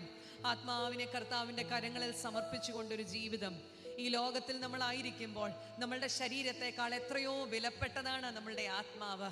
അതുകൊണ്ട് let God spirit live in me. കർത്താവെ, നിന്റെ ആത്മാവ് എൻ്റെ ഉള്ളിൽ വസിക്കണമേ. എൻ്റെ ആത്മാവിനെ നിന്റെ കരത്തിൽ ഭരമേൽപ്പിക്കുവാൻ നീ എന്നെ പഠിപ്പിക്കണം കർത്താവെ. ഈ ലോകത്തിൽ മറ്റെന്തിനേക്കാളും വിലയേറിയതായി എൻ്റെ ആത്മാവിനെ കാണുവാൻ നീ പഠിപ്പിക്കണം. മറ്റുള്ളവരോട് ക്ഷമിക്കുവാൻ നീ എന്നെ പഠിപ്പിക്കണമേ. എൻ്റെ ജീവിതത്തിൽ ഒത്തിരി നീരസം എനിക്കുണ്ട്, ഒത്തിരി പ്രയാസങ്ങൾ എൻ്റെ ജീവിതത്തിലുണ്ട്. മറ്റുള്ളവരുമായുള്ള ബന്ധത്തിൽ പലപ്പോഴും ഞാൻ വീണു പോയിട്ടുണ്ട്. എന്നാൽ ക്ഷമിക്കുവാൻ നീ പഠിപ്പിക്കണം. നിന്റെ കൃപ എന്നിലേക്ക് ഒഴുകുമ്പോൾ, നിന്റെ ആത്മാവ് എന്നിലേക്ക് ഒഴുകുമ്പോൾ എനിക്ക് മറ്റുള്ളവരോട് ക്ഷമിക്കുവാൻ സാധിക്കും. എനിക്ക് അംഗീകരിക്കാൻ പറ്റത്തില്ല എന്ന് തോന്നുന്നവരെ ചേർത്ത് പിടിക്കുവാനുള്ള വലിയ കൃപ ഉയരത്തിൽ നിന്ന് പ്രാപിക്കുവാൻ എന്നെ പഠിപ്പിക്കണം. എനിക്കൊരു ആന്തരിക സൗഖ്യം ആവശ്യമാണ്. അത് നിന്നിൽ നിന്ന് പ്രാപിക്കുവാൻ എന്നെ പഠിപ്പിക്കണമേ എന്ന് നമുക്ക് പ്രാർത്ഥിക്കാം. നമ്മളെ തന്നെ ദൈവകരങ്ങളിൽ സമർപ്പിക്കാം. നമ്മളുടെ ഈ വർഷത്തെ കൺവെൻഷൻ്റെ അവസാന രാത്രിയാണല്ലോ. കർത്താവ് കഴിഞ്ഞ 3 രാത്രികളിലൂടെ നമ്മളോട് സംസാരിച്ചിട്ടുണ്ട്. നമുക്ക് വേണ്ടുന്ന വചനത്തെ അവൻ നൽകിയിട്ടുണ്ട്. ഏറ്റെടുക്കുവാൻ സാധിക്കുമോ? ഒരു സമർപ്പണത്തിൻ്റെ സമയമായി നമ്മളെ തന്നെ താഴ്ത്തി ദൈവകരങ്ങളിൽ സമർപ്പിക്കാം. എനിക്കൊരു രൂപാന്തരം വേണം, എനിക്കൊരു മാറ്റം വേണം. ഞാൻ ഇപ്പോൾ ആയിരിക്കുന്നത് പോലെ അല്ല ജീവിക്കേണ്ടതെന്ന് നീ ഈ നാളുകളിൽ എന്നെ ഓർമ്മപ്പെടുത്തുന്നതിനായി സ്തോത്രം. നിന്റെ വിശുദ്ധ വചനം വായിക്കുമ്പോഴും ധ്യാനിക്കുമ്പോഴും എൻ്റെ ജീവിതത്തിൽ ഒരു കുത്തുകൊള്ളുവാൻ, എൻ്റെ ഹൃദയത്തിൽ അത് ആഴത്തിൽ പതിയുവാൻ എന്നെ പഠിപ്പിക്കണം കർത്താവേ. നമ്മളെ തന്നെ താഴ്ത്തി സമർപ്പിച്ചുകൊണ്ട് ഒരു നിമിഷം നമ്മളെ ഹൃദയത്തെ ഏകാഗ്രമാക്കാം. നമ്മുടെ കുറവുകളെ സമർപ്പിക്കുന്ന ഒരു നിമിഷമാക്കി നമുക്ക് മാറ്റാം. അനുതാപത്തിലൂടെ കടന്നു പോകുമ്പോൾ മാത്രമേ നമുക്കൊരു മാറ്റം സാധ്യമാകത്തുള്ളൂ. നമ്മുടെ സ്തുതി സ്തോത്രങ്ങൾക്ക് അർഹനായ ദൈവത്തിൻ്റെ മുൻപാകെ നമ്മളുടെ പാപമേറിയ ജീവിതത്തെ, മറ്റാർക്കും അറിയാത്ത രഹസ്യ പാപങ്ങളെയൊക്കെ സമർപ്പിക്കുവാൻ നമുക്ക് സാധിക്കണം. രഹസ്യ കുറവുകളെ ദൈവസന്നിധിയിൽ സമർപ്പിക്കുവാൻ നമുക്ക് സാധിക്കണം. കർത്താവേ, നിന്റെ രക്തത്താൽ എന്നെ ഒന്ന് കഴുകി ശുദ്ധീകരിക്കണമേ. സ്തേഫാനോസ് ഈ ലോകത്ത് ജീവിച്ചതുപോലെ വിശുദ്ധിയുള്ളൊരു ജീവിതം ജീവിപ്പാൻ എന്നെ നീ ഒരുക്കണമേ. ഞങ്ങളുടെ കുടുംബങ്ങളെ, എൻ്റെ വ്യക്തി ജീവിതത്തെ, ഞങ്ങളുടെ കൂട്ടായ്മ ജീവിതത്തെ, ഞങ്ങളുടെ ആരാധന സമൂഹത്തെ ഒക്കെ നിൻ്റെ കരങ്ങളിലേക്ക് സമർപ്പിച്ച് ഞങ്ങൾ യാചിക്കുക. നീ ഒന്ന് ഇടപെടണമേ എന്ന് പ്രാർത്ഥിക്കുന്നു.